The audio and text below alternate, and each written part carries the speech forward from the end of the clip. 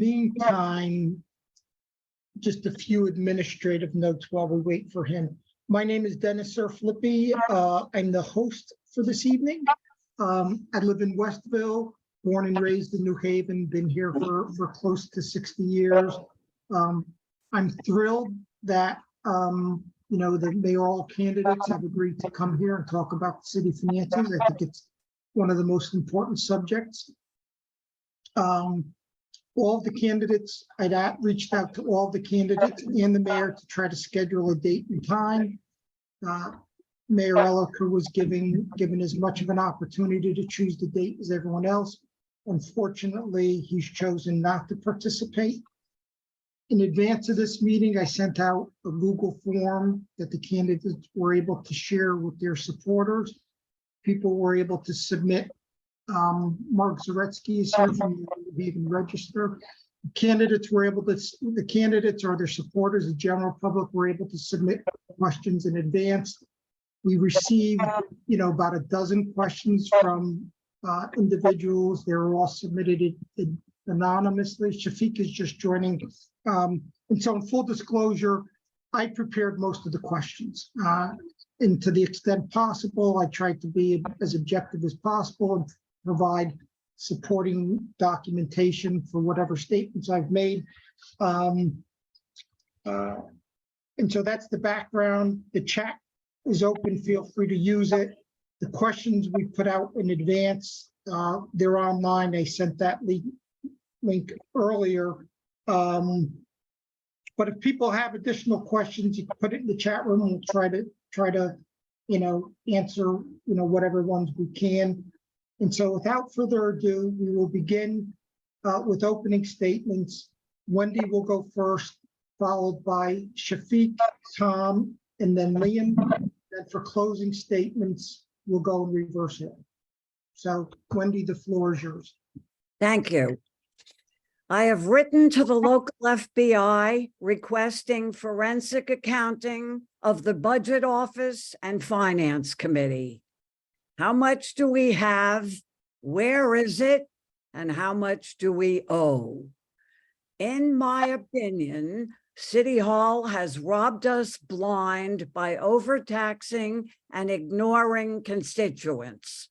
They have handed out all kinds of corporate welfare, tax abatements, cheap land sales, very dubious land and building appraisals to Yale, slumlords, developers, and others who get richer while we get poorer and suffer impossible rents and sale prices. We also allow land banking here. I will declare Chapter 9 municipal bankruptcy, first day in office, the only way to get more state aid, unburden taxpayers and small business, force more revenue from the rich, reduce impossible pension plans, nullify all contracts, and allow appropriate appraisals for a change. We start with a clean and transparent slate. I will cut stupid, non-essential spending and raise revenue correctly from the rich, not from the poor. Thank you. Thank you, Wendy. Shafiq, you're next.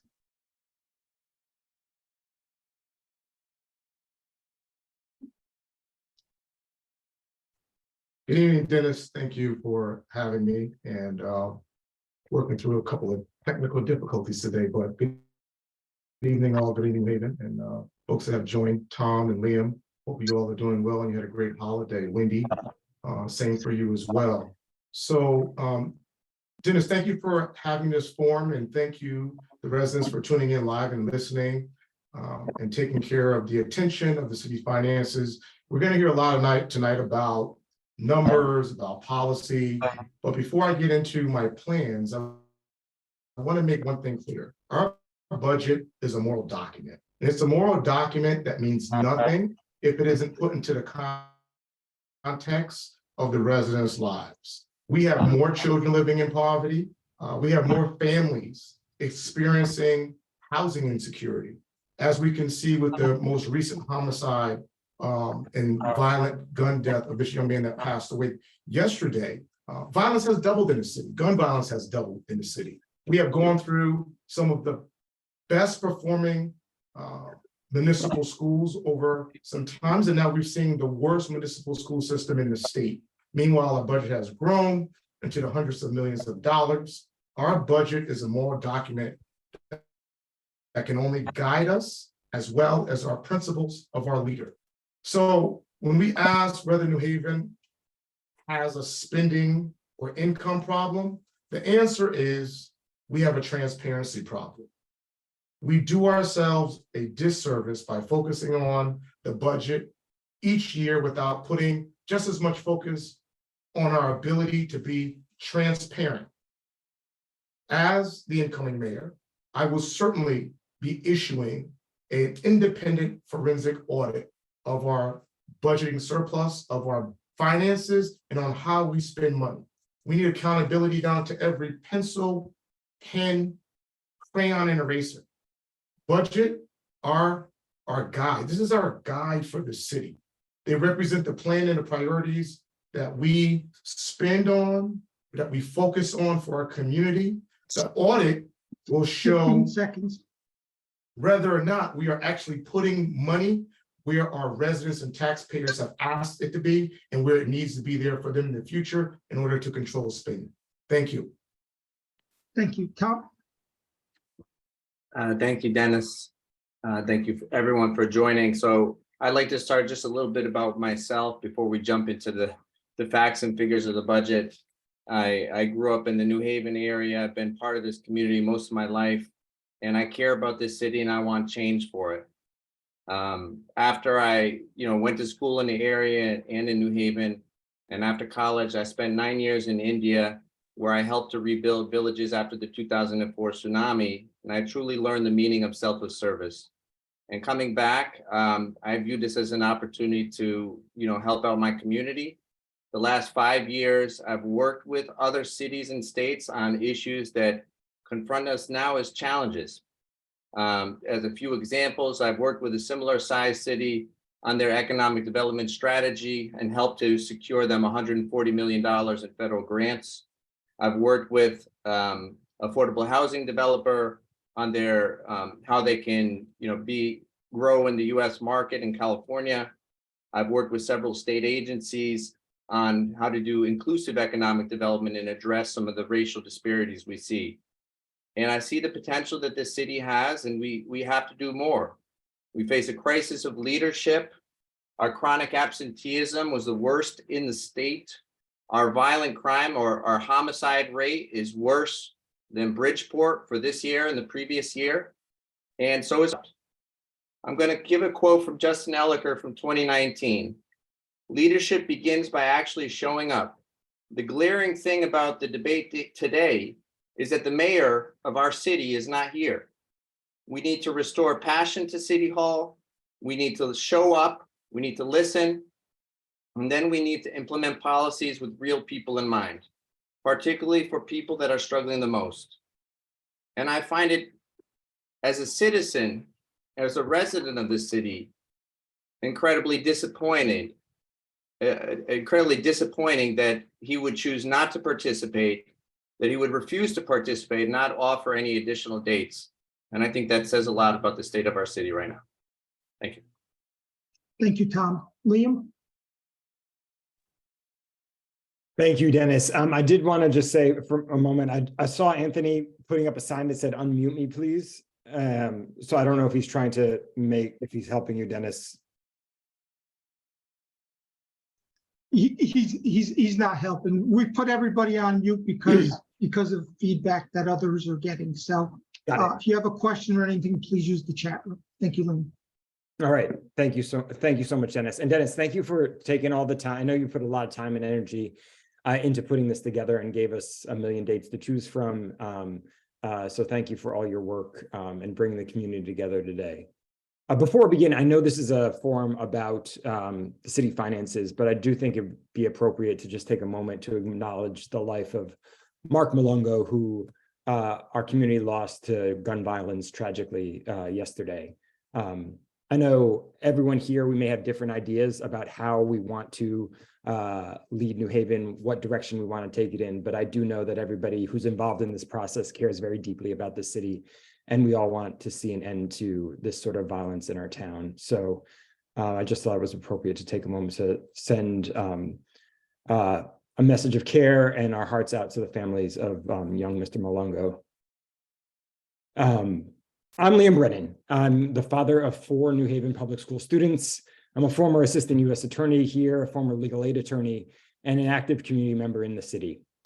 And I'm running for mayor of New Haven because I believe we can imagine a better future for this city. Now, I moved here about 20 years ago, and many of you have heard me talk about how I fell in love with our town and why I think anyone would be lucky to live here in New Haven. But at the same time, I do know that we face significant challenges here in the Elm City. In our country today, we face systemic problems all through every level of government. But here at the city level, you wouldn't see the sitting mayor facing 3 challengers in his own party if the status quo was acceptable. Here in New Haven, we have a fundamental revenue problem when it comes to our city's finances. In 2018, when the Connecticut Mirror looked at all the towns in the city, New Haven, and in the state, New Haven ranked about 41st in spending per resident because the system that we have limits our abilities to raise revenue through taxes. And because of this limitation that we have, and the limited revenue that we have, our services suffer. Hey, it's LaQuisha. To take on these issues, we need to turn the page on the tired policies of the past. We need to put forward bold and innovative ideas, and we need to have leaders who are willing to be creative, to be community-oriented, and willing to take on the entrenched system. That is what I have done throughout my career, both as a financial fraud and public corruption prosecutor, as a legal aid attorney, and that is what I look forward to doing for New Haven in the years going forward, and look forward to talking to all of you about tonight. Thank you. Thank you, Liam. So the first topic we're going to cover is we're going to ask each candidate to discuss 1 or 2 of their major initiatives and how much it'll cost and where the funding will come from. We'll go back, same order. Wendy, you can begin, and then we'll go to Sheffield. Thank you. Major initiatives: housing, schools, crime. What'll it cost? Millions. I will go after Yale, Mandy, Pike, Ocean, Fusco, Winstanley, Richmond Group, Harp, Bizzuto, Catalina, Buffalo, and others who, in my opinion, are stealing from us, the taxpayers. Thank you. Shafiq? Yeah, so on the topic of initiatives, number one, public safety. I mean, we spent $15 million, over $15 million has been spent this year already on police overtime, and we are less safe. We're absolutely less safe. We are understaffed in the police department. We are void prevention programs. I mean, we just saw, which is what the mayor's, one of his number 1 violence prevention plans was, to bring in a violence prevention coordinator. We can call him a violence prevention czar. And he walked out, literally, about less than 2 months ago. So that plan is out of the window. And now we're $15 million in police overtime. We have tragic death of a teenage high school student within less than 5 weeks of school letting out. So number 1, we need to restaff the police department. By doing so, we pay less than what we're paying for police officers right now. We do not burn the officers out. We will save $15 million in police overtime. And in addition to that, as I'll talk about this further on in the budget, those officers also work extra duty jobs that bring revenue into the city. When we're understaffed in the police department, a lot of those extra duty jobs or those utility jobs that pays the city for using an officer goes unfilled. So that's more lost revenue. So those would be my number 1, 2 initiative: restore safety, by staffing our police department and bring back community policing that focuses on prevention and not trying to arrest our way out of a situation that we created by under-resourcing communities. Thank you. Tom? Sure, thanks, Dennis. So two initiatives. One is related to gun violence. We used to have a very successful program. At the time, it was called YouthStat, would identify youth at risk and would intervene with their families. It would reach about 400 to 500 students within a year. And when Mayor Elicker took office, he completely scaled back, gutted the program, only focused on a couple dozen of students, about 70 as per his recent response. And here we are. We do have a crisis with our youth. So I want to bring back that program that was started under the leadership of Mayor Harp, and I want to scale it up even further. I don't want to. I think what's been done and the lack of intervention in our youth is sad. So that's one initiative. In terms of the funding sources, I think it's following the best practices from the past. I think where the city has fumbled has been more on process and following rigorous process than necessarily in the amount of funding. So I don't think that things like this would require a lot of funding. However, I would certainly seek grant opportunities. I would seek to get more investment from the state, given that we are an economic hub here, and this is certainly achievable. The other, main commitment I have is to bringing our schools back on track. I think that's a concern for a lot of us here. And here again, there certainly is an issue of funding and education, but I would argue that that is not really what is currently causing the level of dysfunction in the leadership of both the Board of Ed and our district leadership. I think that we haven't had a mayor who is engaged with the schools, who is willing to call out when there's a lack of rigor or accountability. And so again, I think just from process alone, not necessarily from additional funding, we can achieve a lot for our schools. That said, I will continue to advocate the state to improve the education cost sharing formula to benefit cities like ours so that funding is equitable, that it is evidence-based, both of which there have been attempts to improve, but it is really far short. And all this to say, in terms of funding, I'm committed to freezing property taxes. I think that this is an imperative. We've seen year after year after year of tax increases. And with the property revaluation, I don't know if people are even aware of this, but we have several wards in the city that are facing a 40% tax increase over 2 years. And it just so happens that these are majority Black and Hispanic areas like the Hill, New Hallville, and Fairhaven. This is serious injustice. And so that's why I'm calling to freeze property taxes. Okay, Liam? Yes, thank you, Dennis. Today in New Haven, we face a housing crisis, one of which is the worst in the country.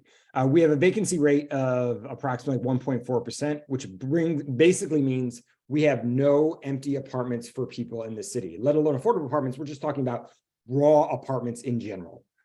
Housing, I think, is perhaps the biggest public policy issue that we are facing, and we need to be ambitious and dedicated to solving it right now.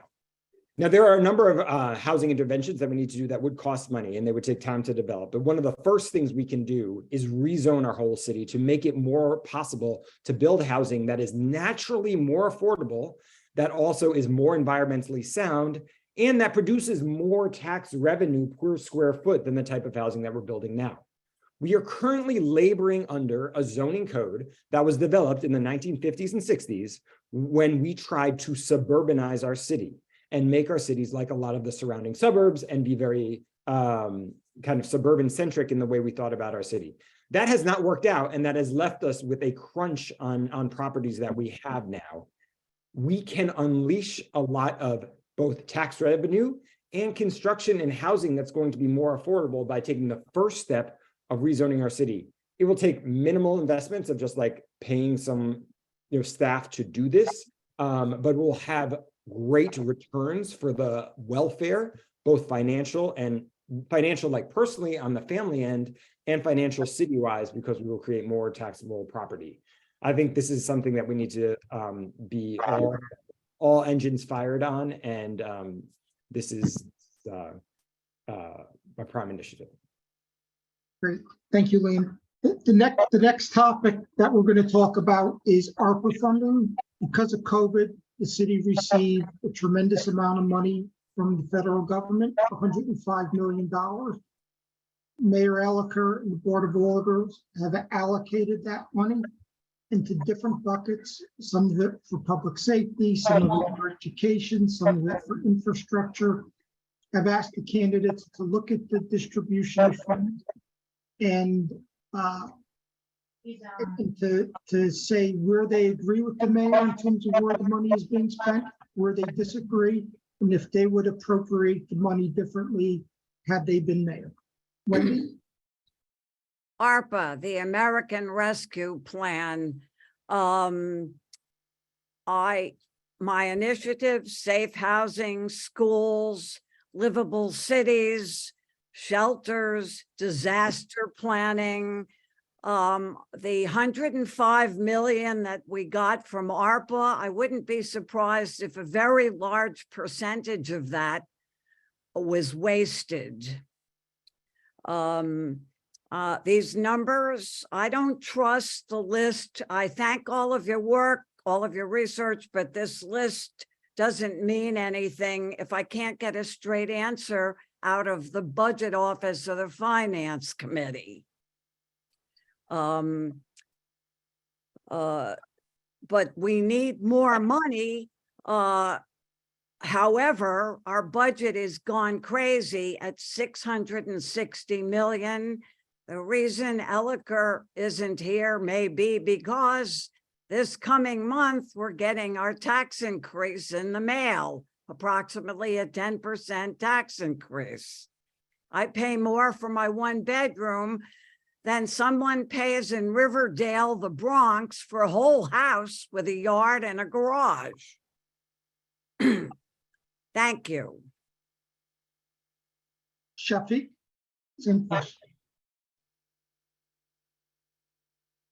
Yes, thank you. So, I'm looking, and I've studied the ARPA and I looked at it and I was familiar with it as an alder. We're never going to get this money again. This is almost like a one in a city lifetime that we would ever see such a large infusion of money into the city at one time. And it lacked the transparency process. Where was the community input? Was the community well-informed and had the ability to show up on a Zoom or through questions or well-publicized newspaper articles or op-eds or anything so that people could have a stake in actually where this money went, And not only that, part of what a process is available to the public to do oversight, which is FRAC, the Financial Review and Audit Commission, had not met in over 11 months. And that only met after, yourself, Dennis, published an op-ed. I screamed out about it, and others, and so there seemed to be on the road of no transparency, if you will. And then we have things reoccurring in this, right? So we're spending $4 million out of this ARPA money for public safety overtime. You can't police your way out of violent crime, especially around urban gun crime. You have to do prevention. I would have loved to see that number be a number around jobs and job training for our young adults and also for people who are returning home from incarceration. I mean, the administration speaks a lot about this, about how some of these gun crimes are people returning home from incarceration. Well, where is the investment on that? I would have loved to see that earmarked around for real housing, not affordable housing or deeply affordable housing or some new term, but around how are we going to add more beds for our people who are homeless and housing insecure. I visited the One Union Station and watched people living in a first world country in third world conditions at a train station that we signed, if I'm not mistaken, a 50-year deal on. Where's the economic return on that? And why are our people literally living feet away from a train track because we have failed to make the housing investments? So I won't get into all of the other nuances of spending, but they say you measure a society's value about how it takes care of its most vulnerable. So I would ask you all, look at the list and tell me, do these numbers indicate that we're going to be taking care of our most vulnerable people in New Haven? Thank you. Thank you. Tom? Thank you, Dennis. You know, a couple things do stand out here. I mean, when it comes to the allocations, the devil is really in the details and the effectiveness of the program. So it says, for example, 10 million allocated to youth engagement and early childhood, but how is that money spent and what are the outcomes? We know that the city spent a lot of money to put on concerts for the kids, but if I were in the position to reallocate this, I would certainly be investing in things like high dosage tutoring or really helping to scale up the New Haven Reads program, because we have a situation where 14% of our third graders can read and the rest are behind grade level. So I do feel like there has not been the most effective spending of these funds. I don't have any particular concerns about the distribution, but it really is in the effectiveness of the programs. And the other thing that came out to me, I saw $8 million on a VOTEC initiative.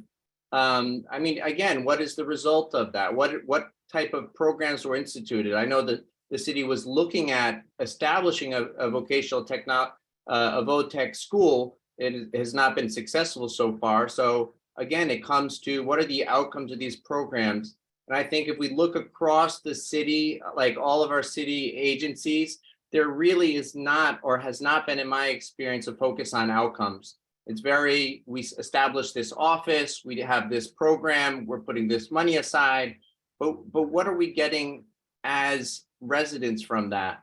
And if we don't have that focus on output, on results, I'm afraid that it's not going to push us forward.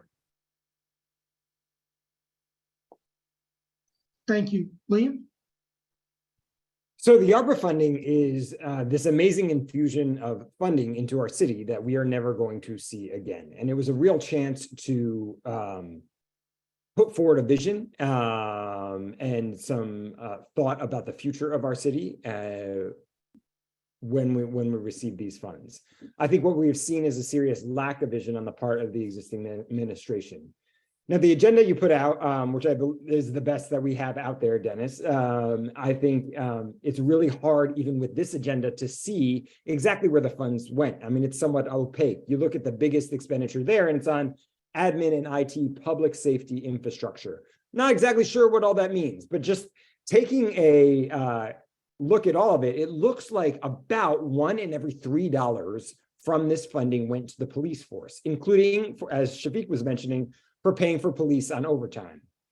Now, in the last question, you asked us about what our priorities were, and that relates to like where we see the vision for the city going. And I mentioned that I think housing is a preeminent issue of our time, and making sure that we have housing that's affordable for folks.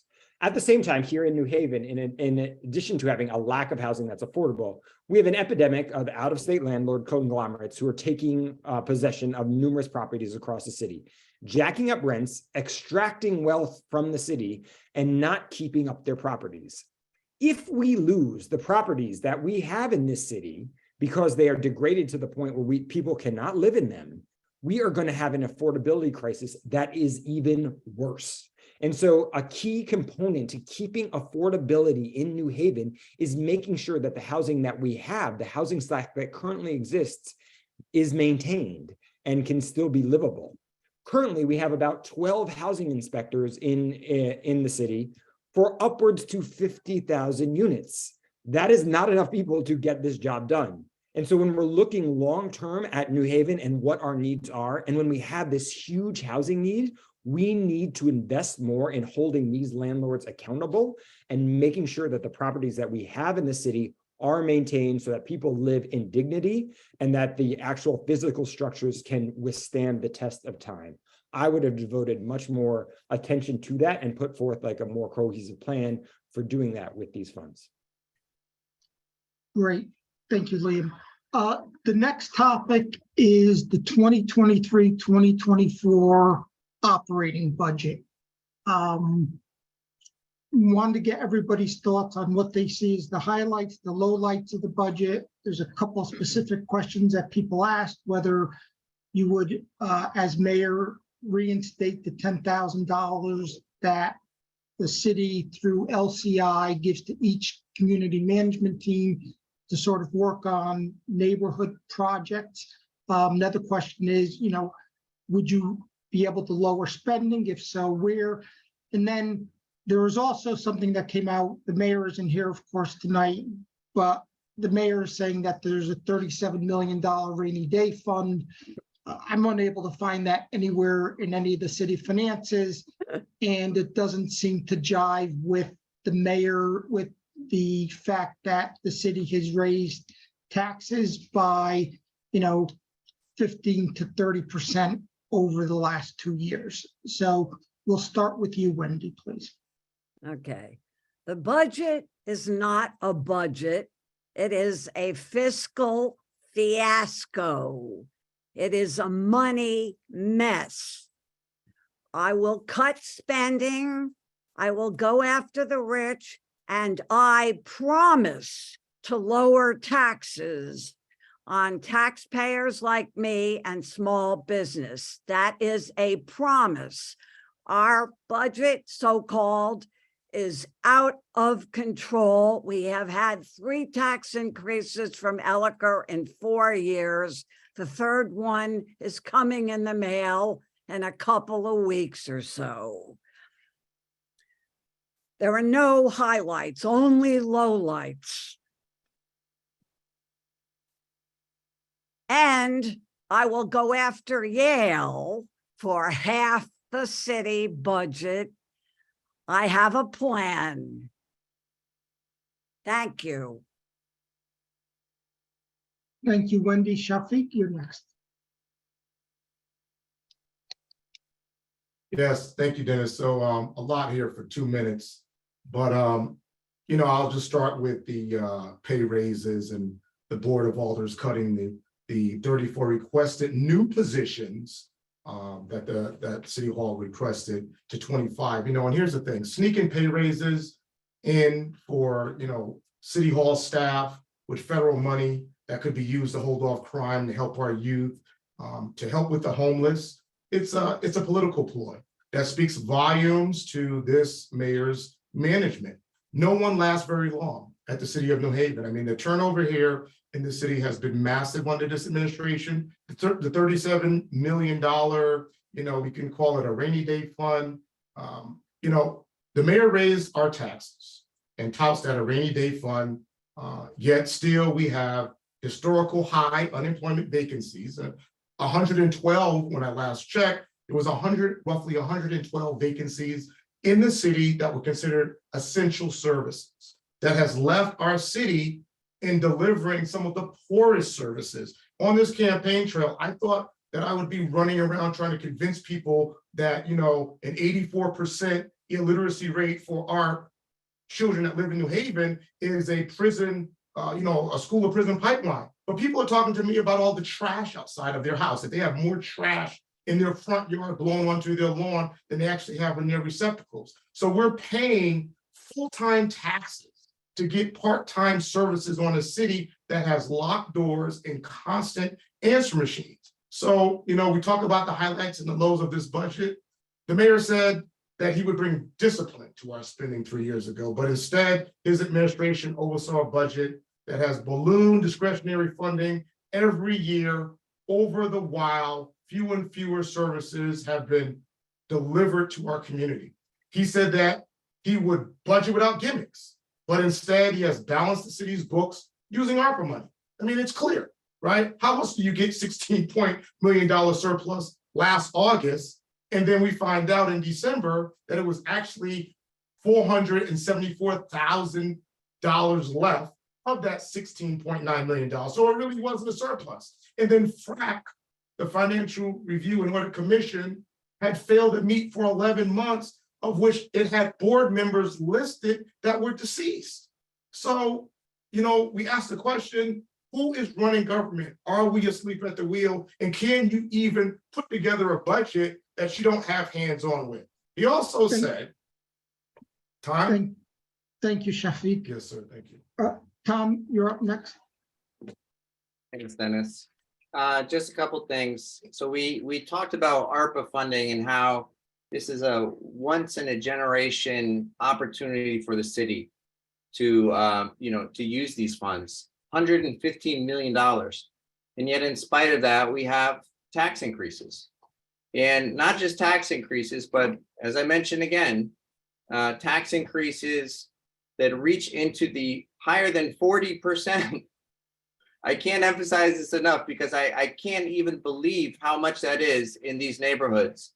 And there's a huge inequity in that. So when I look at New Hallville, Ward 20, tax increase of 40%.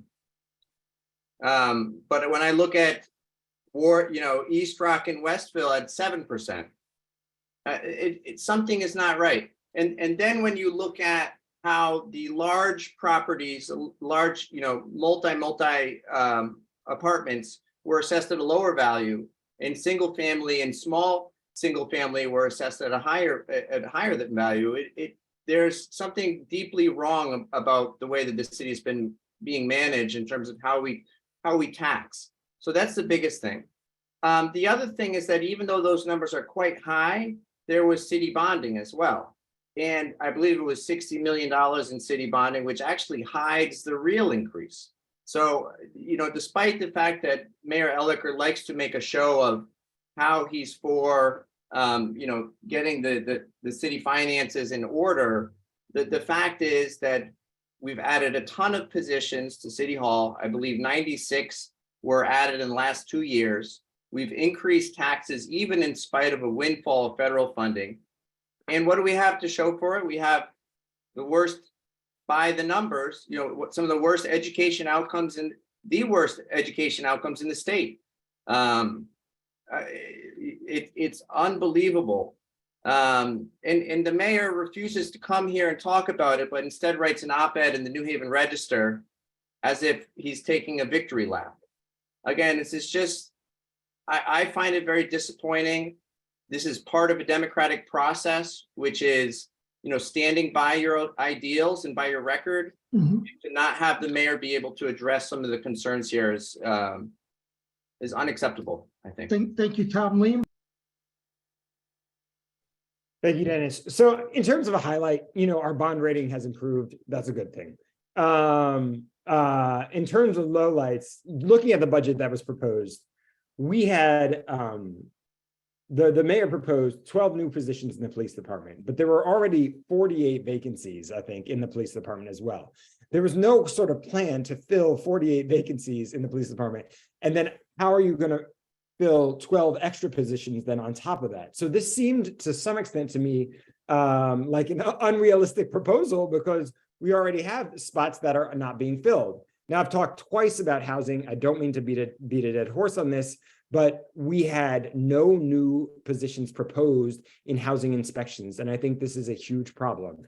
And so the other point is we currently don't have a tax assessor who's permanently in place. We have an acting one, I think because he lives out of the city, but having a tax assessor who can actually properly assess the big commercial properties downtown is really, really important for our budgeting process because we are losing millions of dollars of revenue every year because we are under assessing those properties. And when we under assess those commercial properties, the big apartment buildings, the business properties, which the New Haven Independent last year reported we under assessed by about 160 million, which comes out to probably 20 million or more in tax revenue lost.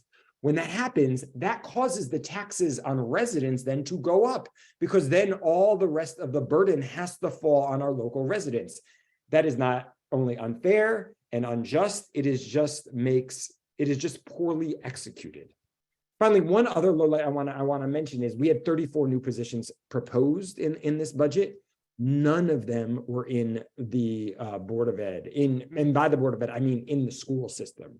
We have a serious lack of teachers and paraprofessionals in our classrooms. And if you are thinking holistically about the future of our city, you have to think holistically about that system and shoring it up and giving it the tools it needs to succeed. This budget did account for the raise that that teachers got, but they didn't get it because of the leadership of the city. They fought for it and they had to fight the city leadership on that. So it reflected that, but the leadership of the city had no new ideas to put forward towards the education system. And that's a great loss for our students and for our future. Thank you, Liam. And that's a good segue into our next topic, which is the school's budget. So New Haven, according to outgoing school superintendent Tracy, spends roughly $400 million a year on the public school system. We have about 20,000 students. So on average, it's $20,000 per school year. Yet when you see the results, it's a little concerning. The New Haven public school system, 45% of public school children were considered chronically absent. That's twice the state average, and it's been twice the state average pre-COVID and post-COVID. Just 12% reach grade level expectations in math. The city is spending $25 million on school transportation. I'd like each of you to speak to sort of the math around the New Haven public school systems and the disconnect between what we spend and what the outcomes are. Wendy, you'll go first, please. Okay. New Haven is a corrupt and segregated city. Our worst problems are racism and wage inequality. Neglected neighborhoods sitting behind Yale University and Yale New Haven Hospital and all the other buildings Yale owns are full of damaged children with parents working 2 to 3 jobs. The first day I'm in office, the teachers' union will be in there with me. The schools are a priority financially for me. If you want real change, vote for me. The staff shortages and the terrible building maintenance are heavy on my mind. I have plans to change these disasters. And the teachers' union, the principals are the people I will be listening to, not the Board of Ed. I will fire the Board of Ed. Shafiq?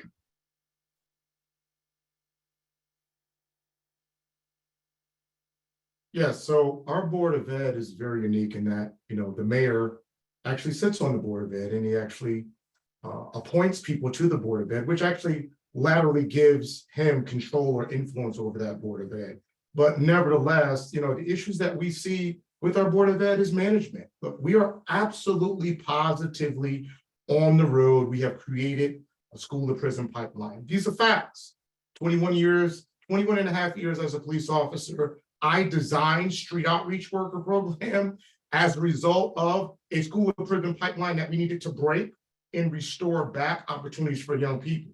We're back on that with low reading skill rates. So the New Haven Public School has a couple of issues, and here's one.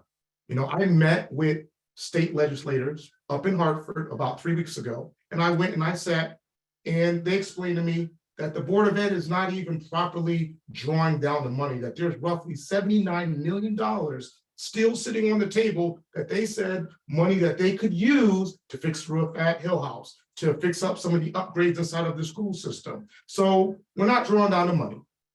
This starts with a top-down vision about how we are going to create one of the best school systems in the city. At one point, New Haven had more brand new schools in the school districts in the state of Connecticut than any place else. Now we have new schools and failing students and underpaid teachers. One of the things that I would change is definitely looking at and reviewing, converting the way we handle our teachers and looking at teachers as a profession, because we know we have some of the lowest paid teachers in the state. They're overworked. We are down 130 teachers. We're down 60 paraprofessionals and roughly down 60 school securities. But I understand we have a hard time even finding school security officers. So this is about having a mayor that can build a bridge between teachers, the Board of Ed, the members on the board, parents, and bringing people together. And that is what my goal will be as the mayor. Thank you. Thank you, Shafiq. Tom, you're up next.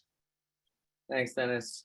So I was actually asked this question today when I was canvassing, and a person asked, when I asked, what's your top concern in the city? They said, what are you going to do about education financing? And I do think that financing is a concern, but I think that a lot of the problems in New Haven public schools in particular are not necessarily financial in nature. I've actually had the opportunity to work with about half a dozen superintendents and school districts across Connecticut, and I heard what our reputation is. They have said, and these are mostly urban school districts, that the Board of Ed in New Haven is the most dysfunctional that they've seen. So first of all, we need a mayor that is hands-on with education, that is actually engaged as a member of the Board of Ed. I think we need some new faces in our Board of Education, because I think based on what I've seen of some of the discussions of the Board of Ed and in the district leadership, that there's a lack of rigor, there's a lack of accountability, a lack of transparency. So that's kind of where I start in terms of my approach to education, is that I will be that mayor. I will call out when I feel that there is not a rigorous process being taken by our district leadership.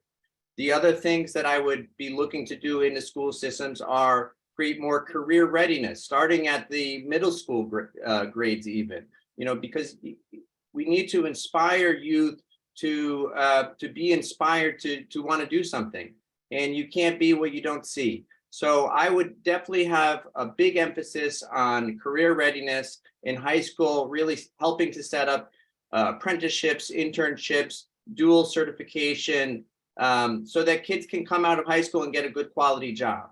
The world has changed. A lot of good paying and quality jobs do not necessarily require a college degree.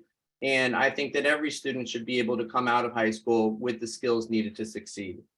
The other thing I would say is parent engagement.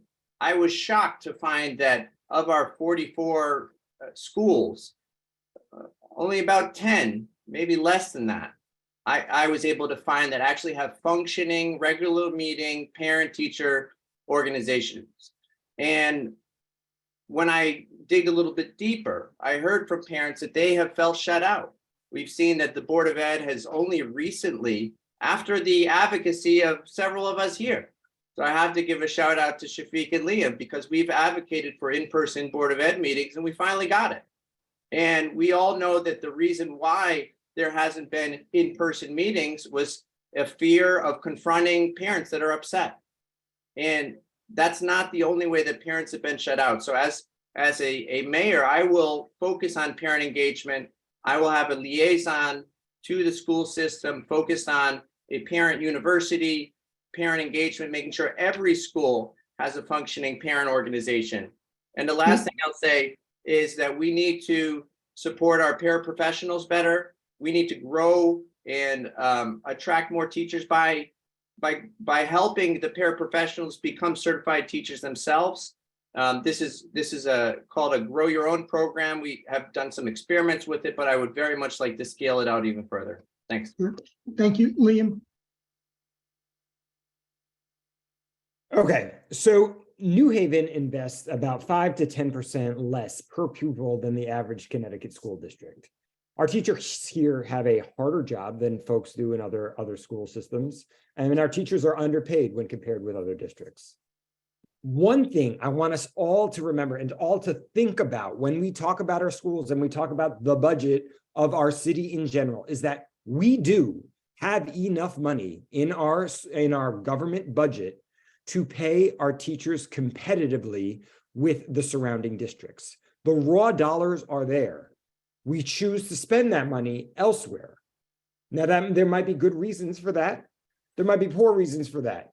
But that is something that we need to confront and to think about. And I think one of the first things that our Board of Ed should be doing when thinking about its own budget is always having the cost have it costed out of what it would cost to pay our teachers competitively or better than the best paid district in the region, and then evaluate all other costs against that. Is this new cost worth more than putting this money towards our teachers in our classroom, or is it not? And take that sort of evaluation. The same thing with paraprofessionals. This is what we need to talk about in terms of rationalizing the budget of the schools that we have.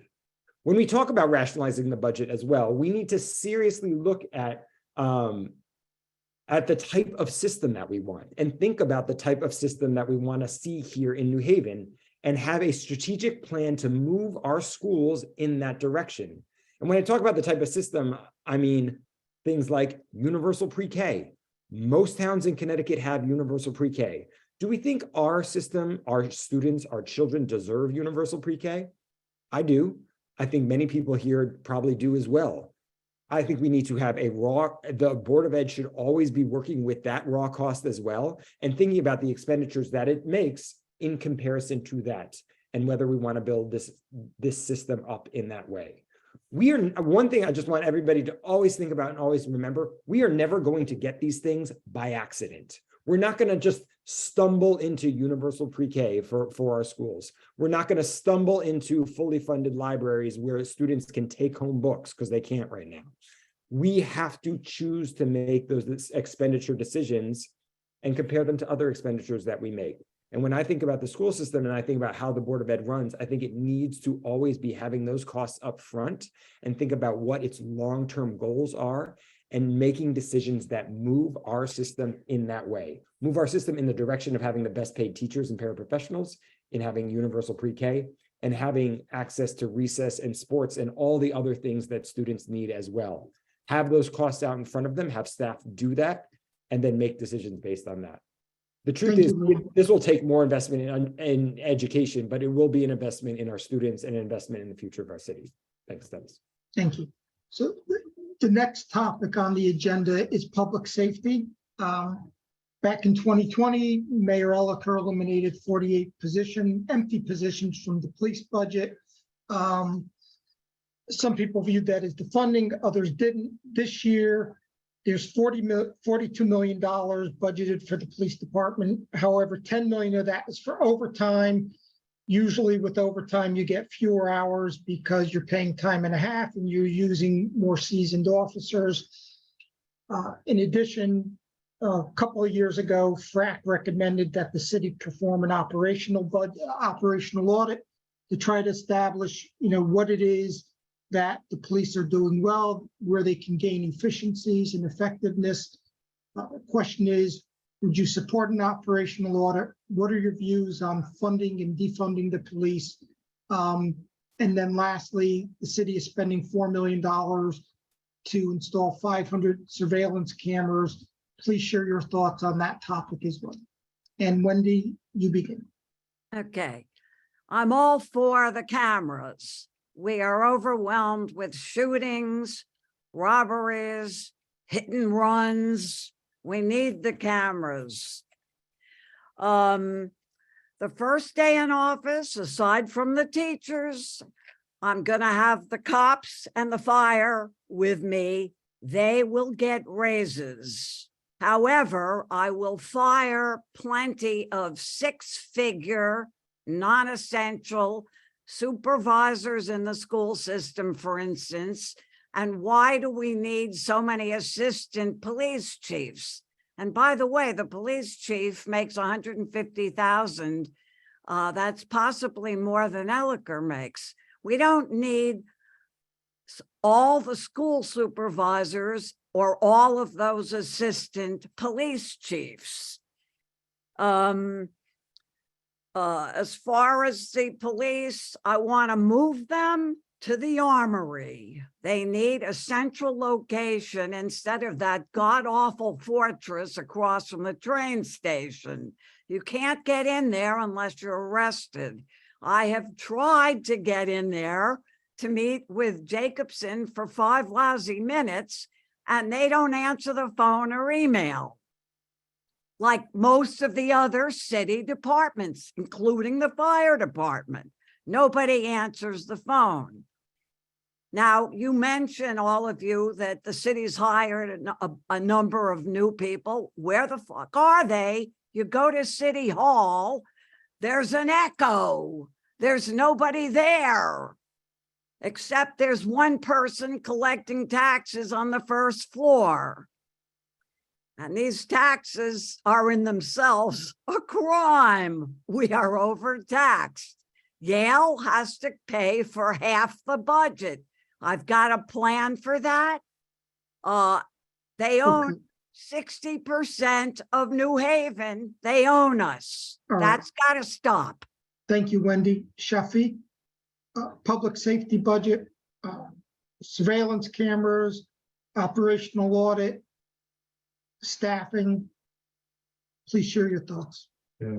So, this comes back to a public safety plan. When I ran for alder, I released a 10-point plan for safety back in June of 2021, when yet we saw another spike, significant spike in gun violent deaths in the city. And this goes back to that, right? If the mayor's public safety strategy is to cut 48 police positions, and of which, by the way, 24 were detective positions, and the Detective Bureau is highly understaffed.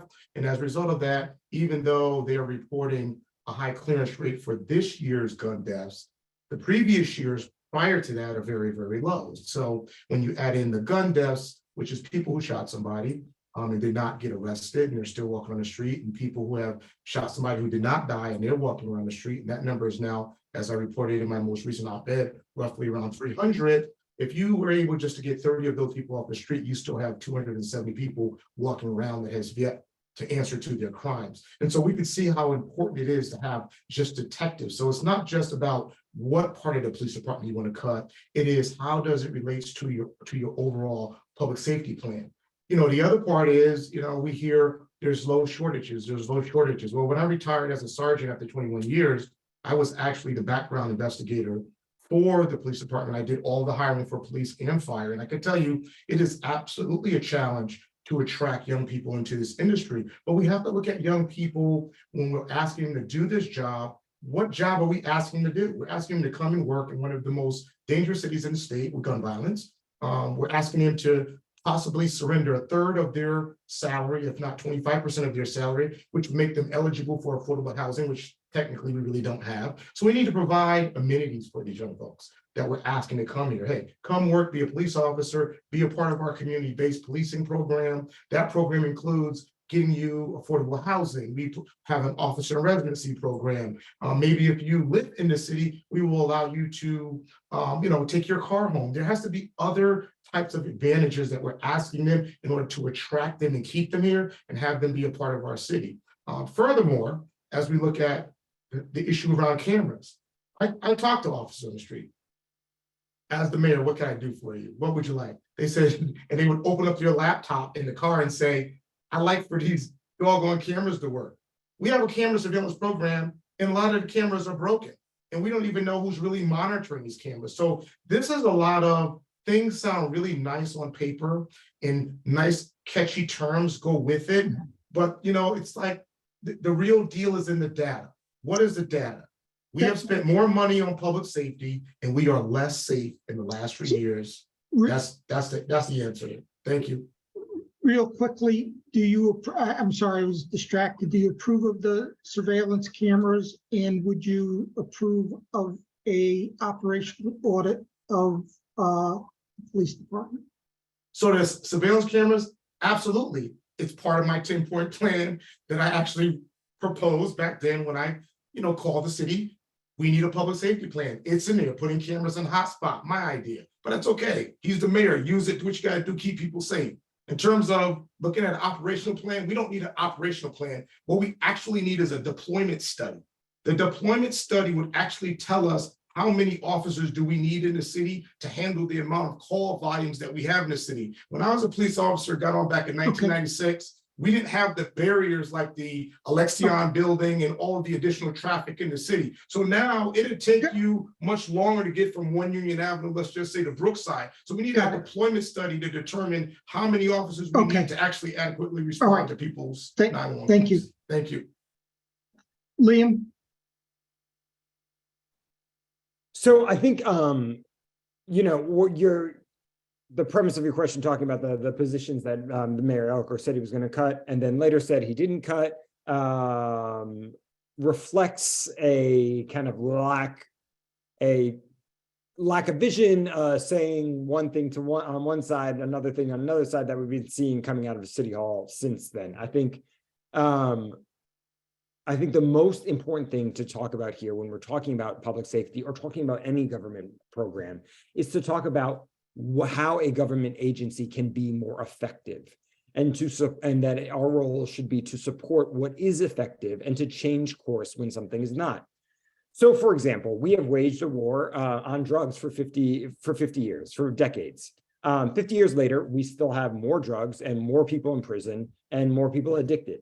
This has not worked. This is not the law enforcement approach to drug addiction and drug use has not been something that has been effective. It is time to turn the page on this and do something different. Simultaneously, we have a gun violence problem here that we've talked about a number of times tonight in the city. The city is currently attempting to address this gun violence problem by doing randomized car stops. Car stops for traffic violations, but not necessarily the most dangerous traffic violations. Now, this presents two problems. One, we have traffic safety. Traffic safety is really important, and we do need enforcement when people are driving dangerously, when they're speeding, they're putting people's lives in danger, and that we generally don't have.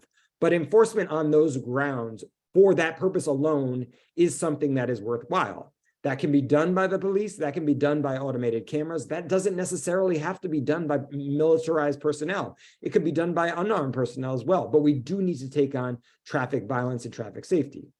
Gun violence taken on through traffic stops is actually not very effective. Now, the chief has testified to the Board of Alders that they've upped traffic stops to get at guns, and we've gotten about 125 guns this year. That sounds like a huge number. But when you look that it's out of 5,000, approximately like 5,140 traffic stops overall, the hit rate there becomes less than 2.5%. That's not very effective. A very effective way to get at gun violence is to deeply investigate shots fired, regardless of whether there is a death or not. Because a shot fired that doesn't end up killing somebody is just a murder that missed. It is when somebody uses a gun and we know they had an intent to use a gun and could cause violence on somebody else. We need to get those guns off the street and reduce the number of guns in New Haven in general. That is a goal that will have great public health benefits for our city. But doing a stop and frisk of cars is the wrong approach. And so we need to be effective in the way we carry out these programs, whether it's the police department or any other department of the city government. Got it. Thank you, Tom. I skipped over you. Apologize. No worries, Dennis. So I did want to bring up a little anecdote before I lead into the police department numbers. Before I jumped in this race, I met with one of the city's leading politicians, and I asked, do you think that Mayor Elliker is a good mayor? And they said that, well, at least he's not Joe Ganim. And the sad thing is that this mayor is making Joe Ganim look great, honestly, because our homicides are higher than Bridgeport. And this year alone, 12 homicides. Last week, I was in the garden the Botanical Garden for Healing. And each one of those lives, is represented with a brick. And we need to stop growing these bricks. It's devastating these communities. And I think, it goes back to early intervention, bringing back programs that work with families of youth that are at risk. Again, also, getting illegal guns off the streets. We know that buyback programs are not effective in reducing violent crime, right? So we need a way to get guns off the streets. Now, one of the proposals that we've put forward is to have a hotline where individuals can call suspicious activity for families, friends, neighbors. However, there may not necessarily be prosecution tied to the removal of that firearm in the event of an early intervention if it's not tied to any crime, violent crime. So we need to come up with some innovative solutions. Getting illegal guns off the street has to be a part of it. In terms of the police budget, though, I mean, I'm reminded of, I think they call them a tube man, you know, these little things that flap in the wind in, you know, different businesses. I mean, that's how I see the mayor operating here. He's flipped and flapped back and forth on this issue. He's reduced position and he's defunding the police one day, and then the next time he's increasing the police budget. I think we are lacking real vision and leadership, which is why we're in the state that we're in. So, you know, the last thing I'll say, I think we can have, I think the police should be funded, but there should also be accountability, and we can have both. Do you agree with the 500 surveillance cameras? I do. I would just Okay. emphasize that it is important to have community input in where and how they're installed. Got it. Next topic, and we'll go back to Wendy, is the Parks and Public Works budget. And I'm not sure if what it's called anymore. It used to be called, I think, Parks, Recreation and Trees. Now it's Parks and Public Works. And so do you agree with the new alignment? And then a couple of questions from people out other than me who submitted questions publicly. Is the mayor and board of alders agreed to sell Kensington Park for $1? Would you do that? Would you settle that lawsuit? And then if elected mayor, will you commit to find money for playscapes and splash pads for every neighborhood in the city that does not have one? Wendy? Okay. I do not, well, we don't have enough park department staff. We do not have enough public works staff. Adding them together is a moot point. I think it's, I don't like it. And we need more staff. And they need more money. What was I going to say? For instance, I live in front of a 6-acre park, Worcester Square Park. A truck shows up once a week or so. I notice the two white guys sitting in the truck, smoking, relaxing, while the one Latino parks person is doing the work. This looks like mismanagement. I haven't been happy with the parks people, their administration for years. The city needs help. And we need more attention to the streets, the potholes, as well as the parks and the trees. But that's not a bread and butter issue. I will do my best to enlarge those departments. I am a friend. I am a friend of Kensington Park. If I get elected, you will see more parks and playgrounds. Yeah.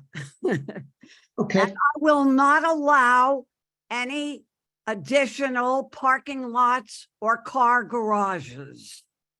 Thank you. Shafiq? Yes, thank you, Dennis. So no, I do not agree with this merger of Parks Department and Public Works. They're separated for a reason. I have a degree in public safety administration.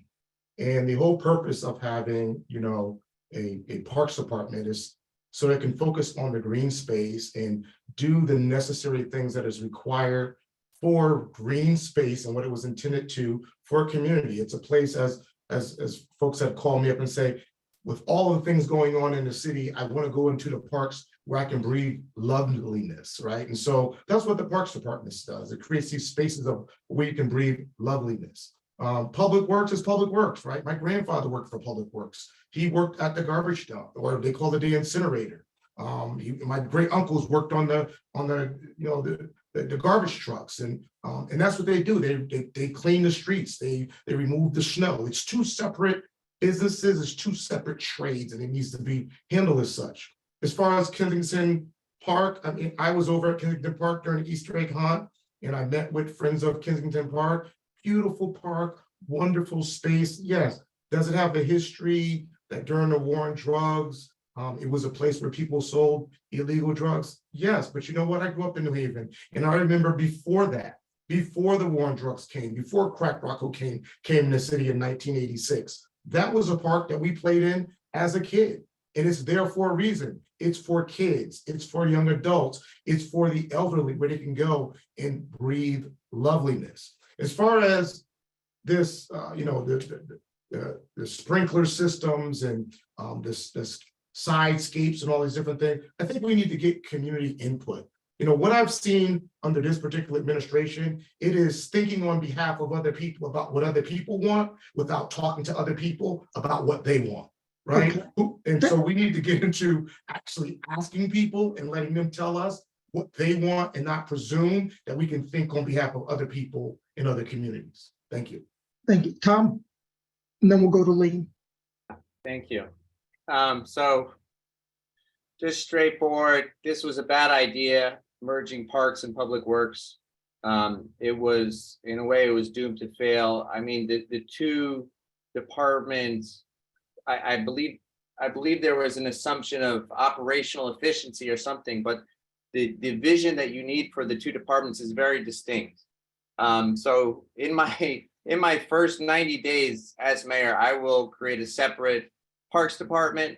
I would also include public spaces in the mandate of parks, because we've seen that public spaces are more than just the parks. That can be, using streets in innovative ways that we've seen in some neighborhoods.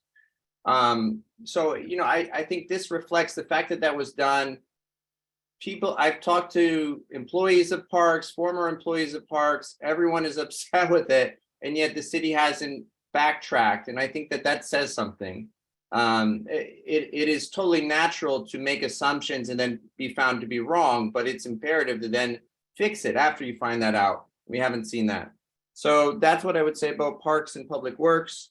In terms of expanding the parks, I would be a little bit more ambitious. I know you gave specific terms and figures for what is needed, but I think that this is a great opportunity for partnership with Yale University in terms of a shared mutual benefit and being very innovative and ambitious with our park system.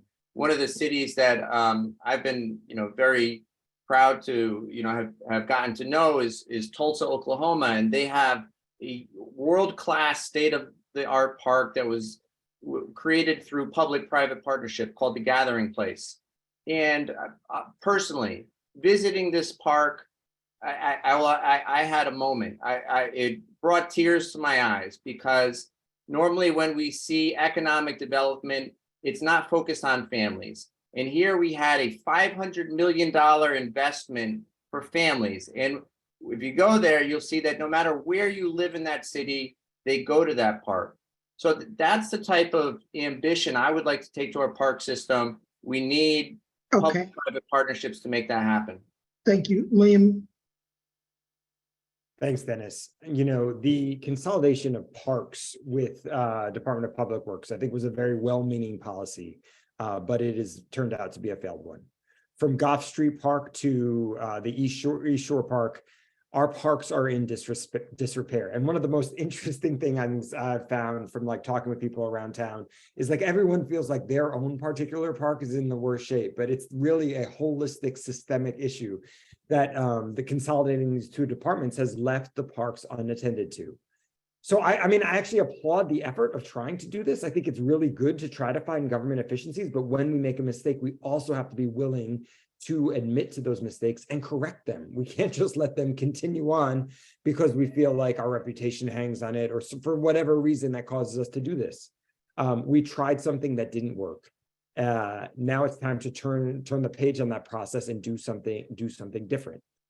Parks here, particularly when I'm thinking about conceiving a New Haven of the future, where I think we should have more housing that's going to it's going to be gentle, I see, but more density. We are also going to need more green space. Green space is good environmentally. It cleans the air. It is also good, physically. It gives folks place to get outside, to engage in sports and activity. And also it's good mentally, because it really helps people mentally and it helps the mental health of a community. And I think we should start looking at our parks as one contiguous ecosystem throughout the whole city, and think of ways to try to connect the parks from one end of the city to the other, so that we have a continuous space of green space in every neighborhood that brings people together, lets them move around by whatever mobility they like, whether they walk or they're in, a wheelchair or on a scooter or on a bike or whatever, but gives them the space and the freedom to do that in a peaceful and pleasant surrounding.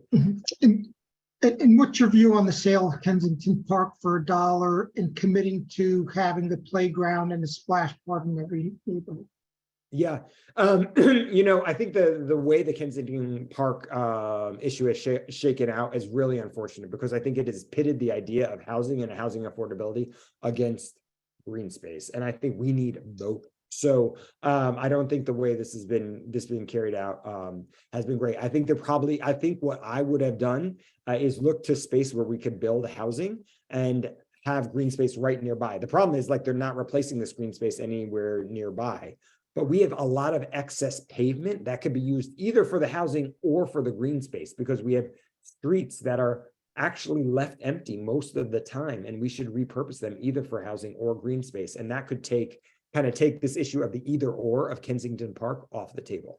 In terms of every neighborhood, I do think every neighbor should have them. I would want to evaluate each particular spend on, the splash pad. I love splash pads, by the way. One of my favorite things about New Haven, taking my kids to the splash pad. But the spends on the splash pad or the playscapes, vis-a-vis like where the closest ones are to each neighborhood. Because if it's technically in another neighborhood, but it's really close enough, we just need to see on a case-by-case basis for that one. Got it. Thank you. So the next topic, and maybe we'll stick with you, Liam, and then go backwards, is tweet. And so one of the questions that came from people submitting questions was regarding and I'll put it here in the chat, is right there. Please be specific as possible in telling us, residents of Ward 17 and 18, what the financial benefits of a Tweed, Avaport's Goldman Sachs, expansion will be for their part of the city, etc. So why don't you take that, then we'll go to Tom, Shafiq, and then Wendy. Yeah, so will our taxes go down because of the supposed increased revenue? I mean, I have my doubts about this. I think I do not know how to envision increased revenue coming from Tweed that will cause taxes to go down on folks. But hopefully that will be the case if this does come to pass. But I think, the proponents of Tweed see it as like a really important economic driver to bring people here and to have access to transportation. Transportation is super important, but when we evaluate transportation, we really need to evaluate the external cost of that transportation and to ask whether that transportation needs to be in a certain place. So what we saw when we wiped out neighborhoods in New Haven and put highways through there, we brought in transportation, but it ended up actually taking out the economic vitality of those neighborhoods that they destroyed. And instead, with the remaining places, it imposed a lot of environmental costs. And so what we see with Tweed is the potential to impose extreme environmental costs on the neighbors who live there. And so when there's been a big outcry for an environmental impact statement on Tweed from the neighbors who live nearby, generally, I tend to recoil from environmental impact statements as they have been used because oftentimes they are used to thwart housing and to create artificial barriers to housing. But in instances where you're building like a dump, a highway, a factory, or an airport that clearly has environmental externalities, side effects on people, this seems to be one of the prime examples and one of the prime moments where you should do a full-on environmental impact, because that has real life impacts on people. And those life impacts, when we're talking about finances, if we're just keeping it on a financial level, those have financial impacts on people's health, well-being, their properties, all of Got it. Thank you, Liam. Tom? Yeah, thanks, Dennis. So a couple of things with Tweed. I've spent a good amount of time talking to the residents of Ward 17 and 18 about this issue. A couple of things I will say. one, we need to revisit parking and traffic because the roads that are being taken to go to Tweed are inappropriate for the level of traffic and congestion. So that's one thing that I would be committed to. Two, we need tighter flight time restrictions. We see that these are not being really carried out in there, and I think the city has leverage given its presence on the board of the airport authority. I would also be in favor of flight type restrictions. The whole benefit to Tweed is if it is allowing businesses to stay in New Haven. And so I don't see that the private planes are not really helping us in that regard. I would be in favor of, I don't think we ever need to have any type of cargo planes or anything like that. I would be in favor of spending more money on noise proofing because some homes have been properly done, but not everyone has that experience. And the last thing I'll say, I will never go to any community and say in front of that community, tough luck, because that is an unacceptable way of making decisions in a community. We haven't just seen that in East Shore. We've seen that in places like Newhallville, where the HAP Foundation purchases a building for a methadone clinic and the mayor's office knows about it, but does not think to inform that community. So my administration will work with communities. We will not make decisions for them. We'll make decisions with them. I do think that there's a path forward to addressing some of the concerns of that community. Thank you. Shafiq, you're next.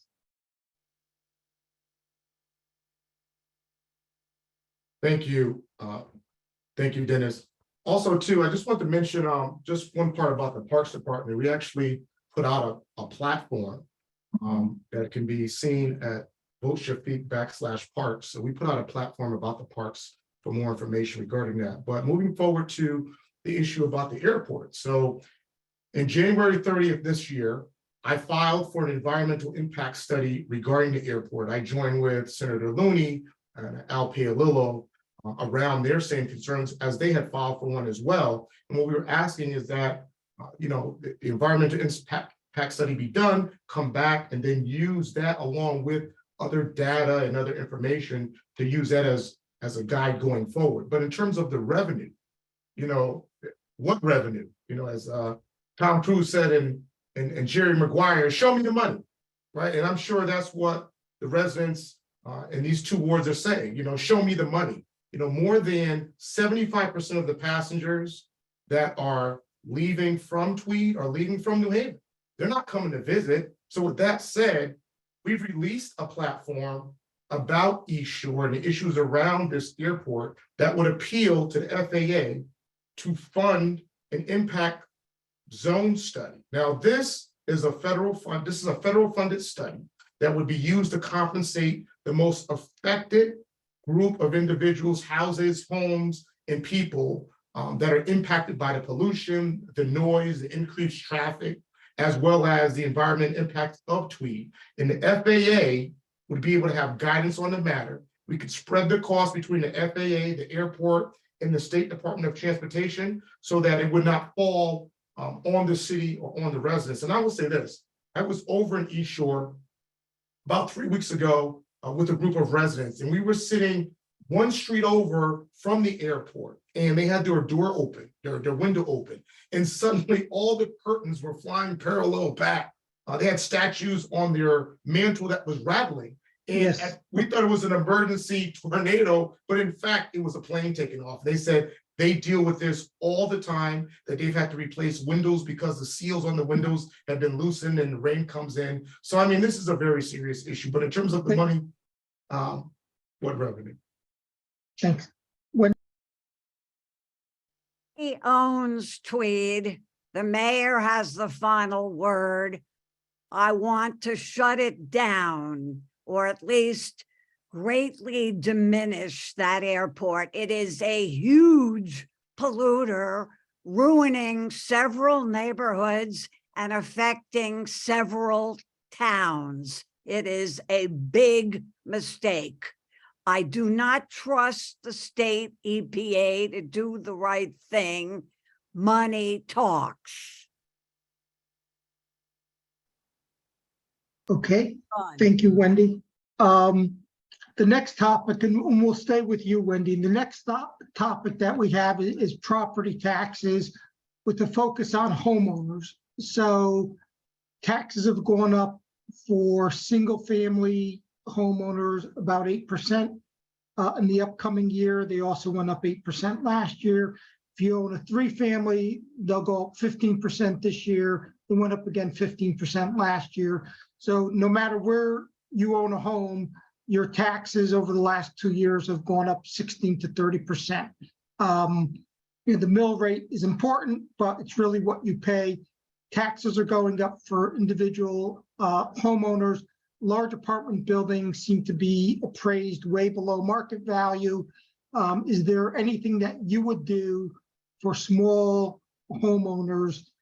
And if you could address the discrepancy between appraisals for homeowners and large apartment buildings on this issue. Wendy? In my opinion, the appraisals are corrupt, in my opinion. I am a homeowner and I am pissed. I am all for the homestead tax exemption. I am also for helping the elderly by cutting back their taxes. I promise to lower our taxes for the little guy and go after the money guys, all those slumlords, developers, and Yale. That's it in a nutshell. I've already mentioned how I feel about the taxes. Okay, thank you. Shafiq, you're next.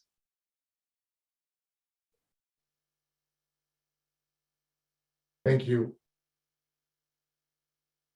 So in terms of, this issue around property taxes, with more than half of the city being non-taxable, the question becomes, at what point will we drive out all of the homeowners? And so, we've talked a lot about affordable housing and other issues as it relates to people living in the city, the elderly, those who are less fortunate. But I've also talked to people who are wealthy that live in New Haven. And, their concern is, look, I have money, but just because I have money, I don't want to burn it out in taxes. And when we hear these things about, hey, let's go up on more taxes with the assumption taxing the rich, people's money is people's money based on the level that they have of the spending. And so we have to really think about, if we're not bringing more business into New Haven, if we're allowing, for instance, Yale to just grow at an unprecedented rate without coming up with some level of tax negotiation and how we go about addressing that, we just have to ask ourselves, at what point do I, as a retired police officer who gave 21 and a half years of service to this city, raised all my children here, now we're trying to raise my grandchildren here.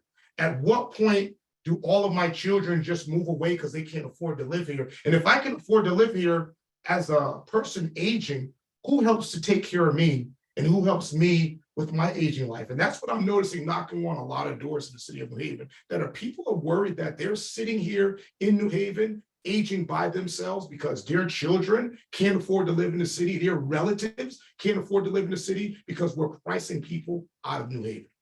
Would you freeze property taxes for the elderly? I think that we should look certainly at working on a homestead act with the elderly. Look, I've ran into teachers, for instance, that have worked in the city for 35 years as a teacher. They're retired, they have been living in their house, in some cases for 40 years. They pay taxes on the house is paid for. So why are we now taking their service and dedication to, educating thousands of children, and we're taxing them into their elderly age? It's almost impossible for them to keep up with the taxes. And then we put the taxes on the back of the house, or we do an abatement so they don't have to pay the taxes, but then their house gets taken once they pass away, and their family has to deal with trying to pay the taxes, as part of the estate. That's not fair. Thank you. Tom, you're up next. Yeah, so when it comes to taxes, I think there's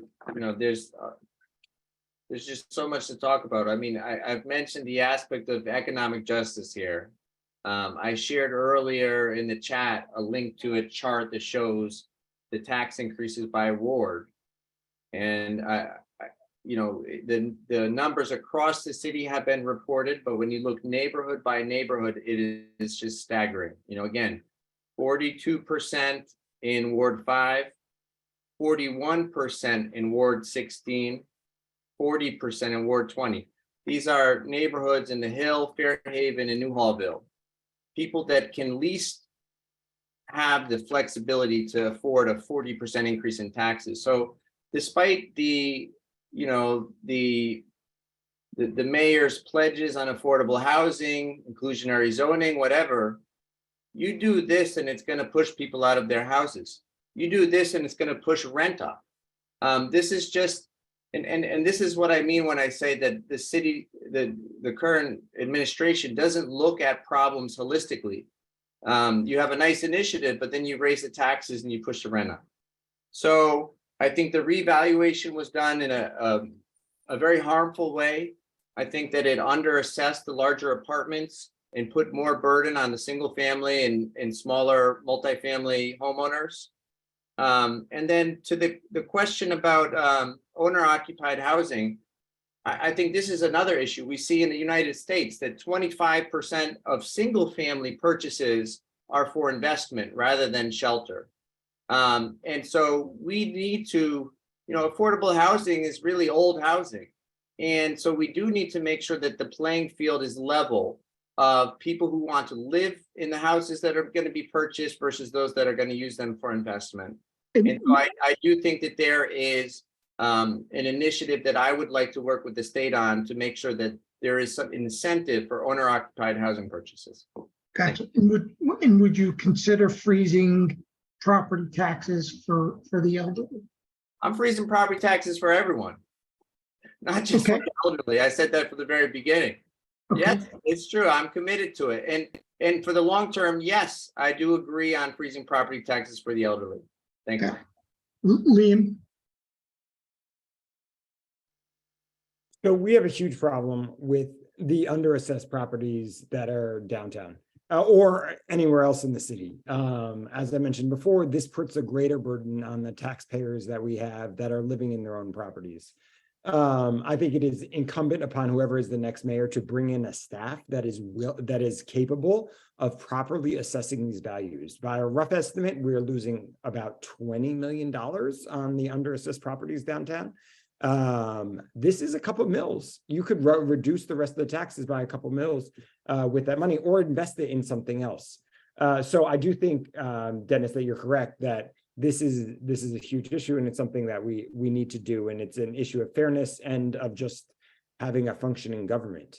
The other thing I think we need to really look at is expanding our tax base so that, you know, looking at all the properties that we can put into more development so that we have more of a tax base in the city.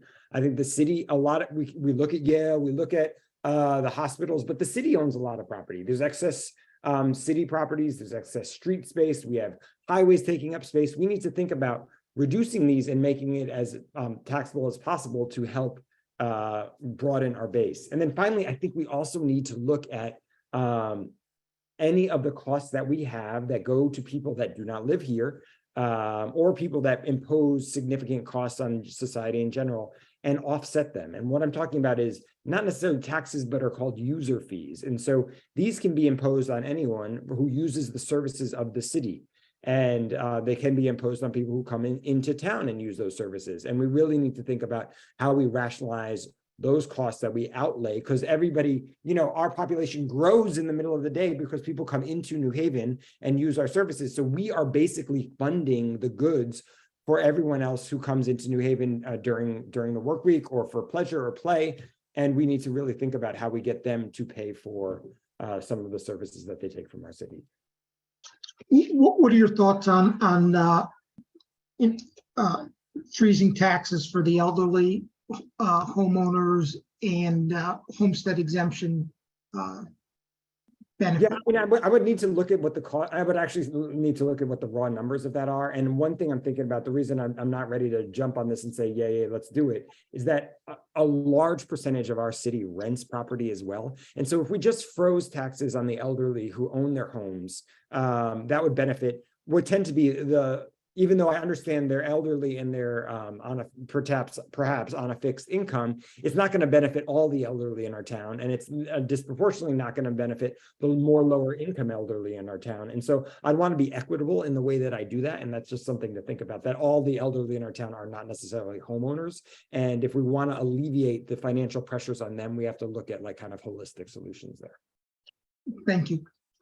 The next topic is property taxes on developers. So back in the 70s, the city put together what's called the citywide assessment deferral program, where there's a 7-year where taxes are deferred on a portion of taxes are deferred on new development over a period of 7 years. That was updated in 2019, that legislation. It's coming back up in 2024. The question is, would you end that deferral program, renew it, rework it, and if so, how? Wendy? The city is bankrupt. I will declare Chapter 9, which will nullify all the shameful contracts and deals, and I will end all tax abatements. And anybody who doesn't pay tax on abandoned lots or buildings, well, the city will take over by eminent domain. I also will declare, demand, and enforce half Section 8 in all apartment buildings and complexes over 6 units. Now, a lot of these developments like Plywood Plaza, Dog Park Palace, City Crossing, Double Crossing, Tyvek Towers, and I could go on, are half empty because there are no people here who can afford $2,000 plus utilities for a studio. These buildings are empty. I heard Mr. Brennan say everything is full. That's not the case. These buildings are half empty, these new developments, and there are plenty of empty buildings and apartments all over town. We have enough empty space to put up evicted, foreclosed, homeless folks who want homes, and millennials who actually want to move here. Okay. Well, thank you, Wendy. Shafiq, you're next. The tax deferral program, would you make any changes? If so, what would you make? Absolutely. You know, as a owner of a construction company and a cleaning company, my company helped co-manage build the Obama School. And here's what I could tell you. We have 2 ordinances already at the city, 12.5 and 12.25. One deals with workforce and the other deals with the investment in using small minority companies for construction. One thing is that program is not yielding the results that it's supposed to. In fact, excuse me, when I last did analysis, 0.0005% of the total construction cost that we do conglomerately as a city with city involved work only goes to those minority construction companies, which is why you see so much poverty and so much under-resourced investment in our African-American, Hispanic, Latino communities. It's number one. On the back end, the developers that are coming in and doing the work, if they do not use the city and they do it privately, they are exempt from having to meet those workforce quotas as well as some of those minority business quotas. They're only relegated if they use state money. So as a result of that, if millions of dollars come in, you build something in the city of New Haven for, let's just say $20 million, and you're not using it, and you use all of your private money, New Haven doesn't see really any of that money passing through the city. So the tax code that I would look to revise is, if you want to get tax breaks to build and to exist operating your development in the city of New Haven, you're gonna have to adhere to the things that is required for the underserved neighborhoods. And we can use the information from Data Haven to go along with that, which their most recent report that they put out has shown that that the quality of life for African Americans in the city of New Haven has dropped dramatically for housing, education, safety, and economics in the last 3 years. So all we have to do is just match the resource with the data to get ourselves out of it. So that would be my first, approach to it. Okay, thank you. Tom? Yeah, thank you, Dennis. So one of my mentors is Michael Nutter. He was the mayor of Philadelphia, and he shared that before he came into office, it was a similar situation where there was arbitrary tax abatement deals, and that created very close relationships with developers and politicians. When he came in, he standardized the rules such that no developer had to know the mayor. And I think that is something I would look to emulate.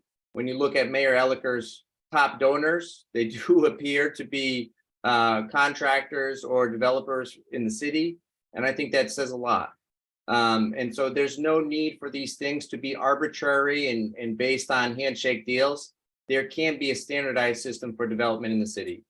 I do think that we need to do a much better job of developing all our commercial corridors. I've spoken about this for months, about the need to have an intentional development plan for corridors like Whaley Avenue, Dixwell Avenue, and Grand Avenue, with liaisons to those communities to really help develop. And just to piggyback on what Shafika is saying, I've long said that we need to invest more in particularly Black-owned businesses and minority-owned businesses. And we do absolutely need to revise our minority contracting guidelines because they are completely ineffective. And this is one of the biggest disparities in the city right now that we need to address. I would also be in favor of, after COVID, a lot of cities are struggling with commercial real estate, with high vacancy rates. And we really need to reimagine and revisit how we build our downtown, our central business district, as well as the surrounding areas. One of the things I would be in favor, there's a large parcel of land across from Union Station. The original city plan under the planner for Central Park, he had envisioned a pedestrian thoroughfare from Union Station to the Green. So I think that there's a lot of placemaking initiatives and development we can do to increase pedestrian traffic, to increase, tax revenues. And it just requires, an administration and a mayor that understands how to work with private industry. Thank you. Thank you. Liam? Yeah, I'm not sure this program is still necessary. I mean, we see an amazing growth in New Haven. When it was started in the 1970s, it was a time right after the big disinvestment in the city, and right after we saw a lot of white flight and urban disinvestment around the country. Today, New Haven is bubbling with activity, which is great. We want more. We need, there is a certain amount, we need more, but more that's targeted to the residents that we have. Additionally, we need these tax dollars to fund the services that we want. So I really have my doubts that this is still necessary. In fact, might be more harmful than good.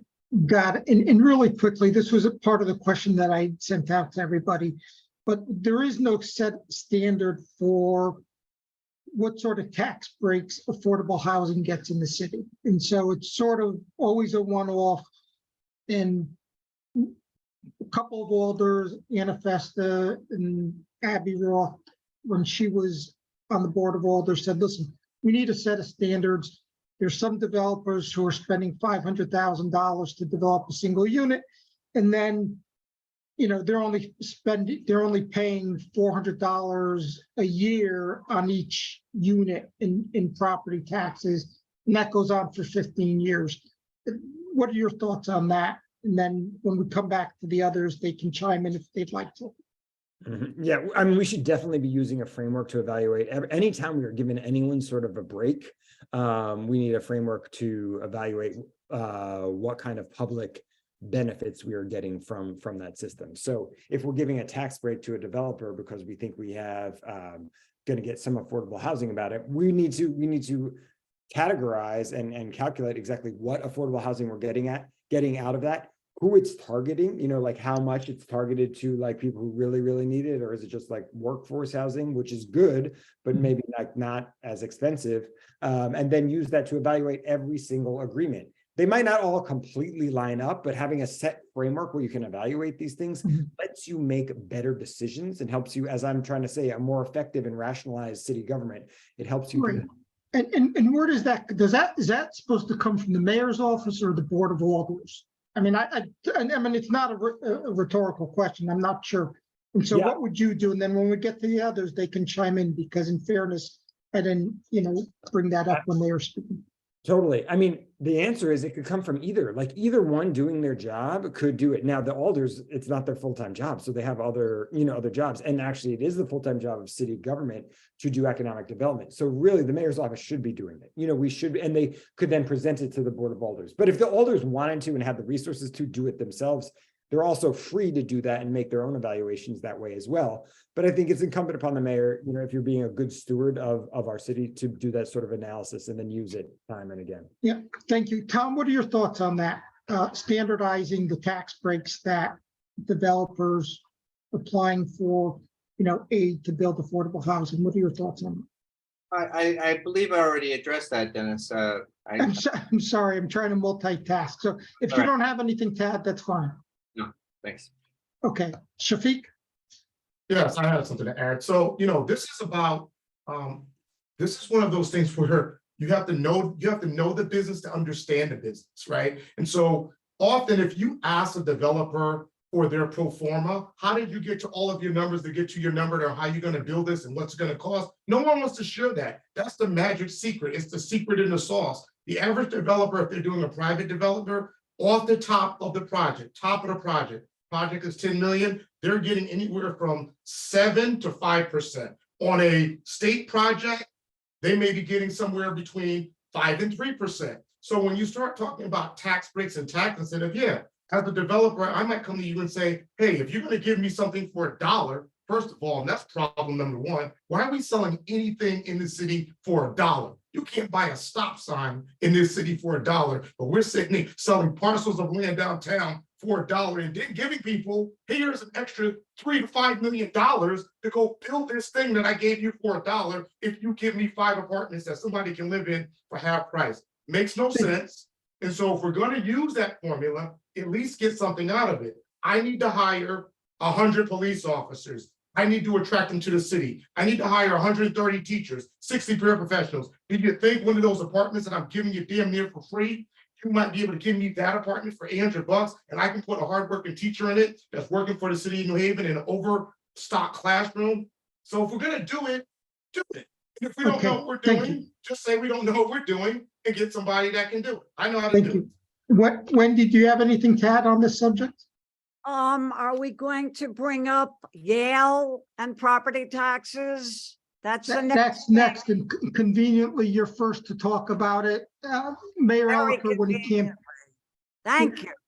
Okay, so just briefly, background, Mayor Elicker campaigned last time to, ask Yale for an additional $50 million a year to the city. Right. In 2021, Yale committed to $8.6 million a year for 6 years. Speak to the agreement.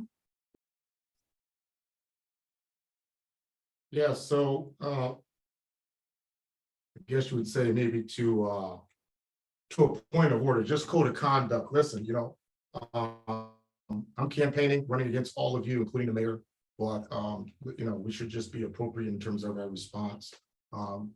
Mayor's kids has nothing to do with this campaign. Let's leave everybody's family out of this and let's just all focus on what we need to focus on. So with that being said, selling off streets and to get money, $8.6 million, it's just not enough.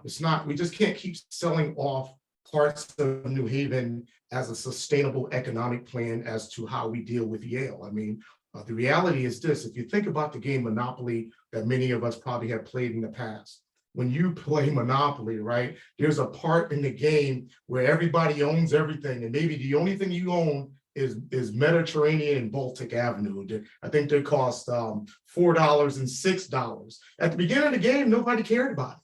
But at the end of the game, when all your friends have Boardwalk and Park Place and they loaded it up with hotels, guess what? When they come to you and say, hey, Shafiq, you want to sell Mediterranean? It ain't going to be $4. It's going to be for enough money to keep me in the game until the game ends. What is our number that we're putting in the city of New Haven to make sure that our property is worth the same value? We really need to look at real estate codes around property, real estate codes to say, we have no more available nonprofit property for sale. We have to look and balance how much money, how much property, taxable property must we hold on to in the city of New Haven in order to maintain enough revenue that our grandchildren's grandchildren will be able to live in this city. That's what my campaign is about. Our grandchildren's grandchildren being able to live in this city, be proud to live in this city, and be able to call this city home. But you can't do that if you can't afford to live here. So we have to come up with a better plan than selling off streets. Thank you. All right, thank you, Tom. Thanks, Dennis. I do find it interesting that the top two accomplishments of the mayor lists in his recent op-ed, one of them was this deal with Yale. He completely neglects to mention that the city sold a street as part of it, and that it didn't come even close to what he had promised when he campaigned. And also that the deal is non-binding. It is only increased funding for a couple years, and then there's no set agreement after that. So I think that there is a need for partnership with Yale. I think that there are areas of mutual benefit that we should work with them on. I would love to partner with them on more investment in our park system. I think that's an area of mutual benefit. I would love to have a shared endowment for the city. I think it's frustrating that that we don't really have a plan for our future, and that we end up going and asking Yale for more and more money. We need to have our own financial independence as a city and not be dependent on this organization. So those are a couple of my ideas on how we can better partner with Yale. Thank you, Lee. Yeah, so I remember very well the campaign proposal to get $50 million a year from Yale. I got to say, I love the ambition, but this was never, ever a serious proposal. Obviously, the additional revenue that came from the agreement with Yale is important, and I'm glad we're getting some additional revenue there. But seeking revenue generation for our city must be a multi-pronged effort. So what we need to do is we need to keep up the pressure on Yale. I do think that's important, and they do need, they do not contribute their fair share. We do need to keep up the pressure on the state. The state has hobbled us because of the rules that they have imposed by only allowing us to raise taxes through property taxes and then making all nonprofits tax exempt. We're kind of stuck, and the state has created that problem from us. So they both do owe the city something. But at the same time, we can't throw up our hands and surrender when they don't give us what we want. And so we need to be comprehensive, we need to be aggressive, and we need to be creative. I've spent years looking at how we can raise additional revenue through, as I talked about earlier, user fees, and offset some of the costs that we have as a city on those who use our services, whether they live in the city or not. I think that's really important because I think we need to use all the tools we have possible to take control of our own financial destiny. So keeping the pressure up on Yale and keeping the pressure up on the state of Connecticut is really important, but then we also have to go all out to try and raise revenue in other ways and be creative in the ways that we do it. And that means adding taxable property to our rolls by making more land developable for taxable property. And it means coming up with ways like offsetting costs to suburbanites who work here, Yaleys who work here, to Yale when they receive services from us, et cetera. Got it. Thank you. So that's a good segue into the next topic, which is the city's debt and pension liabilities. So the city has about $2.6 billion in unfunded liabilities. Some of that, and the pensions are about $1 billion unfunded, only 35 to 40% funded. This year, this coming year, 22, 23, 24, the city, about 28% of the budget is going to go to pay for pensions, benefits to the retirees, and then debt service. And so it doesn't leave a lot of money left. Liam has just suggested alternative ways to raise revenue. Hartford, a few years back, threatened to file for bankruptcy. The state turned around and assumed $550 million of their debt. New Haven didn't get anything. How do you view the city's structural obligations, and would you rule out doing what Hartford did?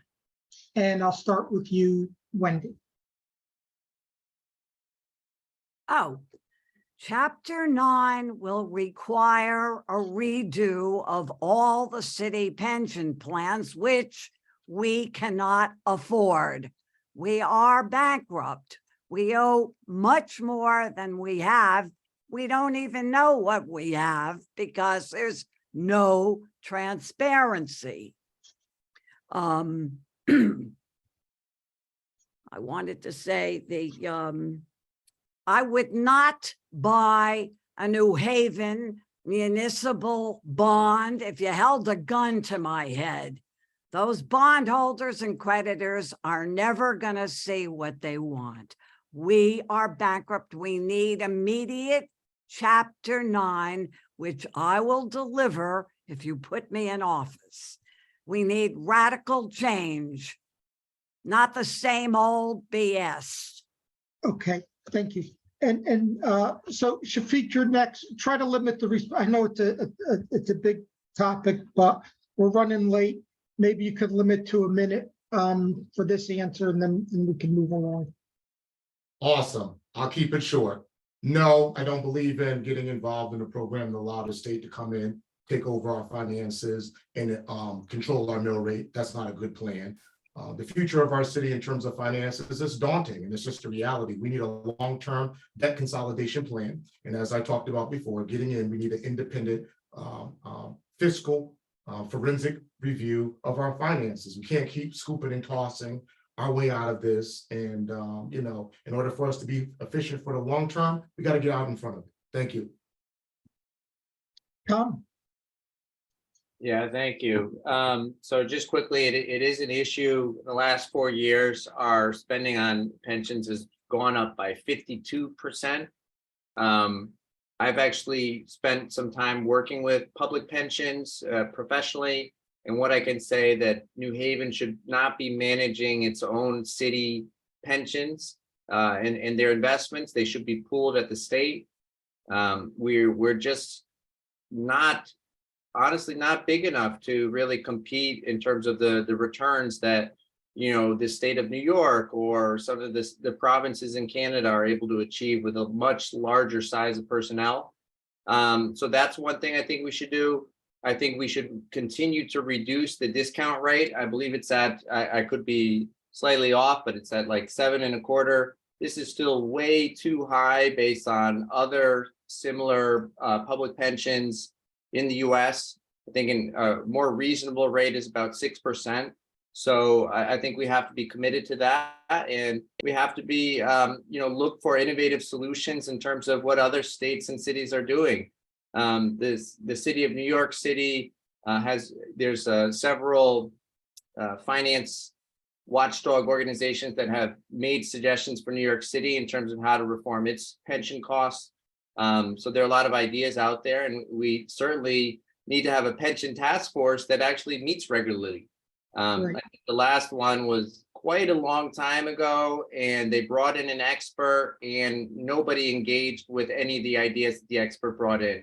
So we need a level of rigor here in assessing what other cities are doing and how we can actually,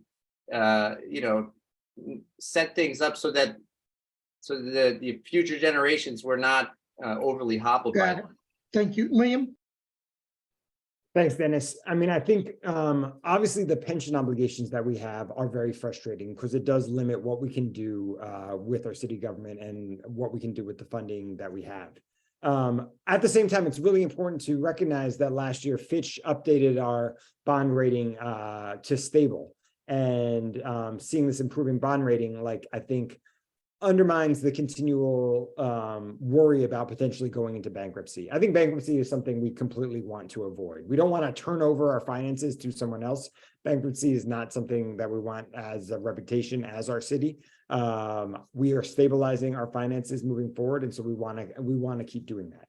If we could get the state to assume some of our obligations, that'd be great, and they should. We are an economic driver for the whole region.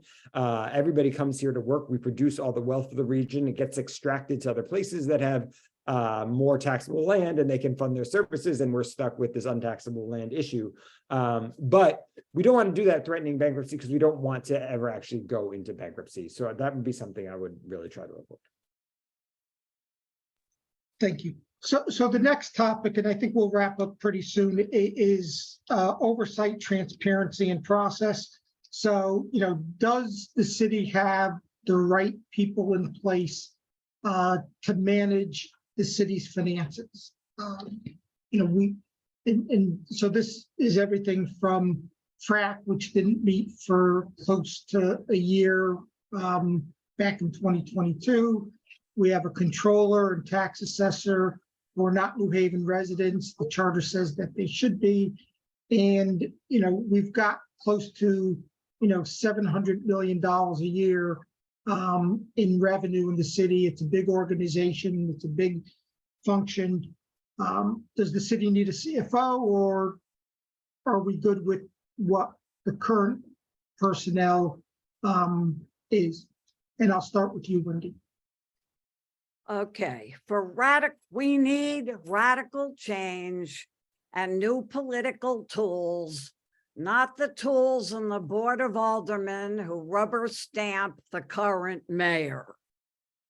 There is no transparency. There is no one to even answer the phone. Yes, a lot of heads are going to roll. We're going to get some new people in.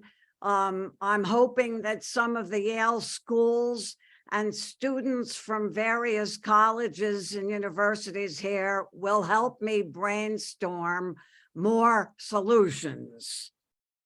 Okay, Shafiq? You can't get anybody on the phone. Do you want my wrap up, or is there going to be one? No, we're going to continue for a little bit while longer talking Okay. about transparency. I'm ready and for the wrap up. Okay. Shafiq, please. Yeah, so regarding the financial oversight, I've been a big proponent of this. FRAC did not meet for 11 months, at which this time the city received the largest amount of one-time infusement of money that we'll probably see within our lifetime, right? And we didn't even have the benefit of this financial review and audit commission to actually be there to meet. And in fact, when they finally did meet, which was in February, only 3 members showed up of, I believe, the 7-member board. Only 3 members showed up. And of the 3 members, one was the budget director. So, this transparency is just alarming. And it's a recipe. The way we have the city running right now, we don't have a comp controller. We have an interim budget director because, as it's been said, he doesn't live in the city. And that's out of compliance with our charter. And that's been well publicized and brought to the attention of the mayor, and it's not being followed. So we have one person working really, really hard, but doing 2 jobs. And that's just puts that person on a course for burnout. It also leaves, a margin of error because it wasn't designed for a person to do those 2 jobs. In regards to, do we or should we hire a CFO? Well, if we did hire a CFO, this poor guy, Mr. Gormany, he would wind up doing 3 jobs, right? And so why give him a 3rd job to do when he's already doing 2 and getting paid to do 1? And if we did it right now, it just would be, like a political hire. And where we are right now in terms of this releasing of this audit that should have been done June of 2022, the fact that it's 5 months late, no one knows why, that should alarm us. So it goes back to, how do we go to Yale and really, put pressure on them to say, you need to give us this money, and we need to have this money and give us more money when we haven't properly accounted for the money we have, how we're using it, how we're spending it, Okay, how we're managing it. thank you. Thank you. Tom? Thanks, Dennis. So yes, I think that there is a personnel real crisis in City Hall. We talked about FRAC, we talked about the pension task force and how there are vacancies on these commissions. In fact, of the 234 boards and commission seats, more than half of them are vacant, about 185. So this extends well beyond these boards and commissions. There's been a lack of dissenting voices in these boards of commissions that we need for healthy policymaking. We should have a confirmed controller. We haven't had one in 3 years, and you are right, this is in violation of the city charter. Why can't the city hire a controller? We see a lot of department heads retire or quit or leave the administration out of frustration. And I think that this calls to question a bigger question about leadership and whether we have an inspiring leader in City Hall right now. And in terms of transparency, I've spoken about this. I think we should improve our freedom of information request process. I've been very frustrated by this. I've had a very simple request waiting for 3 months. The mayor last month assured me that it was very important to him and that he was personally going to look into it. And that was a month ago, and I've received no response from the city. And Joe Ganim in Bridgeport has gotten so much flack for not being transparent. And we saw that this mayor campaigned on a promise of being transparent and clean, and to this day continues to send emails to supporters about how he's a clean candidate. But the fact is that the city of New Haven is no better than Bridgeport. In fact, it's worse in terms of how it handles freedom of information requests. We've seen a lack of transparency in terms of communicating to communities such as the App Foundation in Newhallville, in key policies. So we do need more transparency. Okay, thank you. Liam? Yeah, I think the positions we have should be able to serve the functions that we need in that way. I don't think we need an extra CFO, because I think the comptroller's role serves that function. And if you even look at like New York City, the controller and the CFO, it's one thing. And so I don't think neither size nor complexity of our city necessitate that. And so we don't need that. We do, as anyone who's going to take over this position does have to try to abide by the charter. Like, that's really important, just because that's the way our system is set up. But I do really want to raise this issue that our charter is like way out of whack. The charter has way too many requirements in it that binds us and obligates us as like a constitution for the city to things that we're supposed to do, like have X number of members on the FRAC, that really should be free to be changed by ordinance. And so we've kind of larded up our charter with a number of expectations that are really unrealistic for us to expect the city government to achieve. So anyone who takes on this role is kind of duty bound to try to do that. I really think they should, because that's kind of how our system of government and our democratic process works. But at the same time, I think anyone who's doing it right and is doing it smart is going to try to push many charter reforms to kind of take a lot of the stuff out of the charter and put it back into the ordinance range and give the city more flexibility so that it can be nimble and respond to the changes in environment, the changes in times, the needs of a city in different eras and timeframes. Thank you. So let's do one last segment on sort of capital major improvements, a minute each, saying, if you had a wish list, the $55 million that the city spends every 2 years on capital improvements, what would you do with it? And then we'll go to closing statements. And so maybe, why don't you start with that question, Liam, and we'll work backwards, please. Okay, so you're talking like capital infrastructure improvements, like the built environment we're talking about here. Exactly. And so, I think one, we need our parks to be in good shape. And we really should look at connecting our parks throughout the city, as I mentioned before. Two, I mean, our roads are like just in disrepair and you see it everywhere and everyone talks about it. And so we need to have like roads that are actually in good repair, and we need to look at road infrastructure. But three, one thing I will say that I have heard consistently across neighborhoods is that people want traffic calming as well. That like road safety is really an issue regardless of what neighborhood you live in. And that we do know that there are a lot of infrastructure interventions that can slow traffic on roads, and that can do so. And that type of intervention doesn't require pension. It doesn't require health benefits. It's like these built environment, the one-time costs that can really improve the quality of life for people across the board. And that's something I think we really need to give to our residents. Particularly, there are neighborhoods that are underserved in this way. And so people I heard it a lot in Newhallville, look up Prospect Hill and look to the other side of Prospect Hill and see a lot of infrastructure investments in that way. And they don't see it in their own neighborhood. I was talking to a woman in Fairhaven just today about that very same issue. And so those would be investments that I would make. I'm sorry, Tom? Yeah, thanks, Dennis.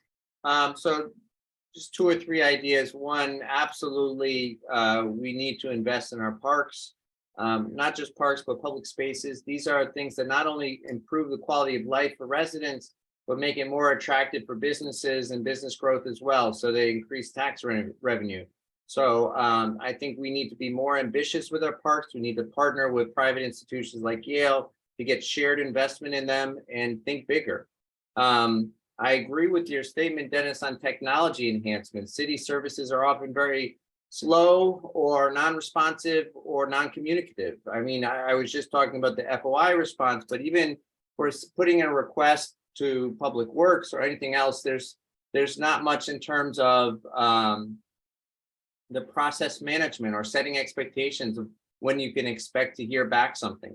So I think that there's a lot the city can do to improve its services, and including on the Board of Ed. I had a very poor online experience trying to register my daughter last year for kindergarten. And last thing, I do think that we do need street improvements. I find it very strange that there's been a major initiative to redesign Whitney Avenue, which is close to where the mayor lives.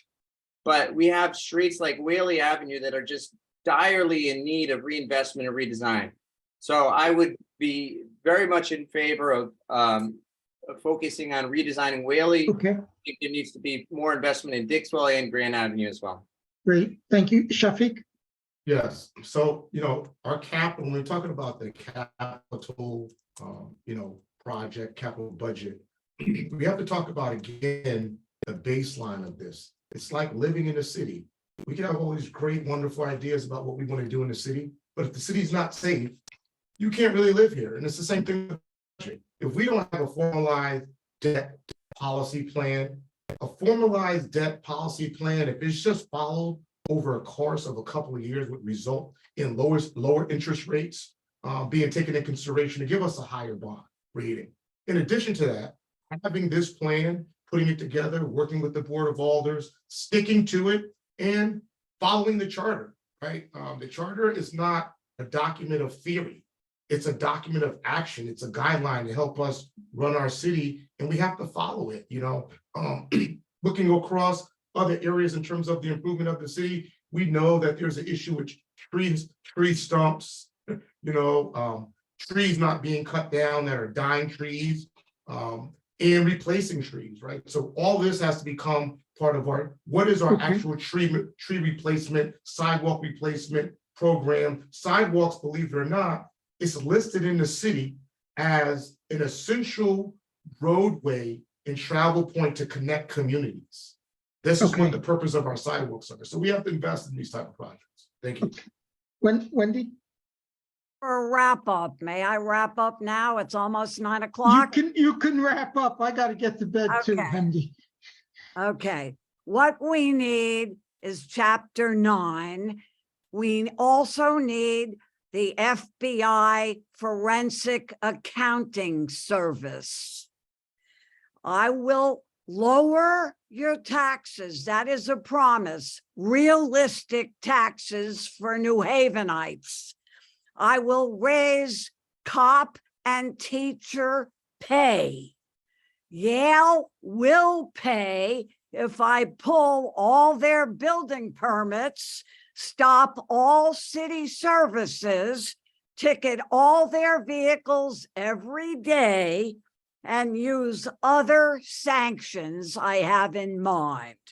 And the state constitution, which I have read, can be amended so we can tax profitable nonprofits. And one more thing, I don't need money. I don't need a salary. I am on Social Security. If I get elected, Shafiq Abdusabar is coming with me. He is honest and he is a diplomat. I am not a diplomat. Shafiq is coming with me if I get elected. He will get the mayor's salary.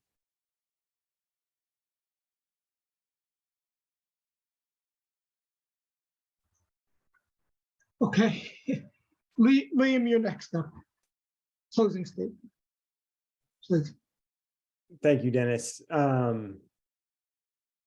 Today in New Haven, we have one of the best cities that we could hope for. We have a great place to live. It is a city that is small enough to know our neighbors, but big enough to meet people that are new every day.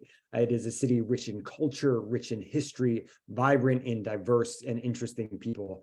And it is a city whose city government is failing to deliver the kind of resources, the kind of vision, the kind of services that these people deserve. To look forward to the future, we really need to be creative and to think differently about how we approach the problems that the cities face. We have a housing crisis going on, and that needs to be one of the main issues that we take on. We need to have all hands on deck to make sure that we have enough housing in this city for the people who live here, or we are going, if we don't take a hold of the affordability crisis we're facing, we're going to see higher rates of homelessness, and we're going to see people getting pushed out of the city, and we don't want that to happen. We also have a school system that needs to be worthy of the students who live here. Our students deserve all the same resources and all the same benefits of any other student in Connecticut gets. And we need to name that, think about what those are and what's missing there. I would name a few, like equally paid teachers and paraprofessionals, universal pre-K, smaller class sizes, and we need to work on a plan to move in that direction. It is only by visioning what we hope to see from the city and the future that we hope for the city that we are ever going to achieve there. So that is what I'm trying to do with this campaign. That is what I'm trying to ask all of you to be partners in. I invite you all to go to liamfornewhaven.com and sign up there and get in touch there and join us on imagining a better tomorrow and working together to build it for the benefit of all our residents. Thank you so much, Dennis, for having us out tonight. Thank you for everyone for participating in this discussion, and I look forward to seeing you out there. Thanks. Thank you, Liam. Shafiq, do you want to go next? Yes, thank you. You know, I was born and raised in this city, 56 years old, was a police officer for 21 and a half years. And I had a struggling career, worked hard, met people, talked to people, saved people, did the best I could to try to keep the city safe. I started a business from the ground up in 2009, grew it out to a multi-million-dollar business, hired people in the community, from underserved neighborhoods, second chance, people who were homeless, gave them jobs. And I reflect back on who I am and what I'm about. My great-grandfather came here as a laborer. He helped build the Q Bridge. Didn't have civil rights at the time. My grandfather came here, worked in one of the worst jobs. He was a garbage dump guy. And I remember my early days going to that garbage dump with him when he picked up his check. That was his first job. His second job was he worked in a sewage plant. My father was a mailman. they was able to save up enough money to send me from St. Aidan's, from Helen Grant to St. Aidan's to Notre Dame. And I came back after college and moved in the city where I live in the same house for almost 24 years now. My son, who's a police officer, lives next door. And today was my first grandchild's birthday. She is 3. Why am I running for mayor? Why do I want to get this budget and these finances under control? Because in 25 years of my granddaughter is 28 years old, I don't want her to look at me in the eyes with watery eyes saying she can't afford to live here. Grandpa, I'm moving back to Arizona, wherever she lives, because she can only visit me once a year. My family has been in this city for 6 generations, toiling, working, sweating, and giving a hard-earned work to. I'm dedicated to this city. I don't have to be the smartest person in the room as the mayor.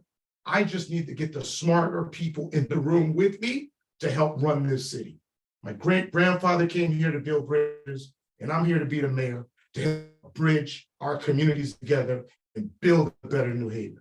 Thank you, Dennis, for having me. Tom, Liam, Wendy, thank you all. And I send my blessings out as well to the mayor and his family. I'm sure, even though he's not here tonight, somebody died under his watch again. And that's heavy lifting. It's heavy lifting for me, and it should be heavy lifting for all of us. So no matter what the outcome of this campaign is for any of us, let's all continue to work together and keep the legacies and the tradition, not just that my great-grandfather did, but your great-grandfather and great-grandparents did as well. God bless. Good night. Thank you, Shafiq. Tom?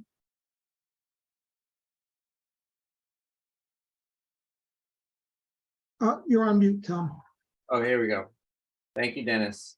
So going back, the whole kind of topic around us is the city finances. We've seen the taxes have been raised year after year after year, in spite of a windfall of federal funding, $150 million from ARPA. This is fiscal mismanagement. So first of all, I'm committed to freezing property taxes, as I've mentioned. On my first day as mayor, I'll make an initiative to separate a separate parks and public spaces department, and all of our programs will focus on outcomes. There's been so much focus on process in programs, create a new department for this, a new office of this, but not on outcomes, which is why our school systems are the way they are, with the worst chronic absenteeism in the state. It's why we have more homicides, a higher homicide rate than Bridgeport. It's why our city services are lackluster. And the last thing, it just speaks louder than words, the fact that the mayor is not here, that he has refused to participate in this democratic process of a debate on finances. And the silence is more deafening than words. The silence when the App Foundation purchased a building in Newhallville to start a methadone clinic. That silence was deafening as well. And through these actions, our communities feel disrespected. It is time for a change. And that's what I want to do. I care about the city. I believe that I can improve things in the issues that matter. And I ask for your support. Can you go to tomfornewhaven.com? You can get in touch with me at tom@tomfornewhaven.com. And I ask if you can get involved and support and help us change the city. Thank you. Thank you, Tom, and thank you, Liam, Shafiq, Wendy. I'm I think most people who join the Zoom, I think everybody's pleased that we've got a group of very talented, accomplished individuals who want to be mayor of the city of New Haven. And I know you spent a lot of time preparing for this, took time away from your families, from the campaign trail. And I think it's, very, very generous of you to all go spend so much time and to go on the record, right? Because oftentimes we hear politicians don't want to go on the record. They don't want to answer the questions. You're out here, you took plenty of time, and at least people can come away and know where you stand on different issues, on various issues, where you differ from one another, where you differ from the mayor. I'm gonna go back, figure out how to sort of clean up the recording here. You know, and then post it, and hopefully we'll read about this in the press tomorrow. I know the New Haven Independent was here and the New Haven Register. Tom Ficklin was here as well. And I'm just glad that we're all able to get together and speak about this. I know there is an event on, I believe it's June 4th. Janice Underwood is here. It's Westville Democratic Town Chairs are having a debate. And I think it's on Sunday. It's in the New Haven Independent. It's been listed. There's posters around. And I encourage everyone to attend that meeting as well. Thank you. Good night, everyone. Good night, Dennis. Good night, everybody. Good night. Thank you. much. Good Bye night. now. Bye.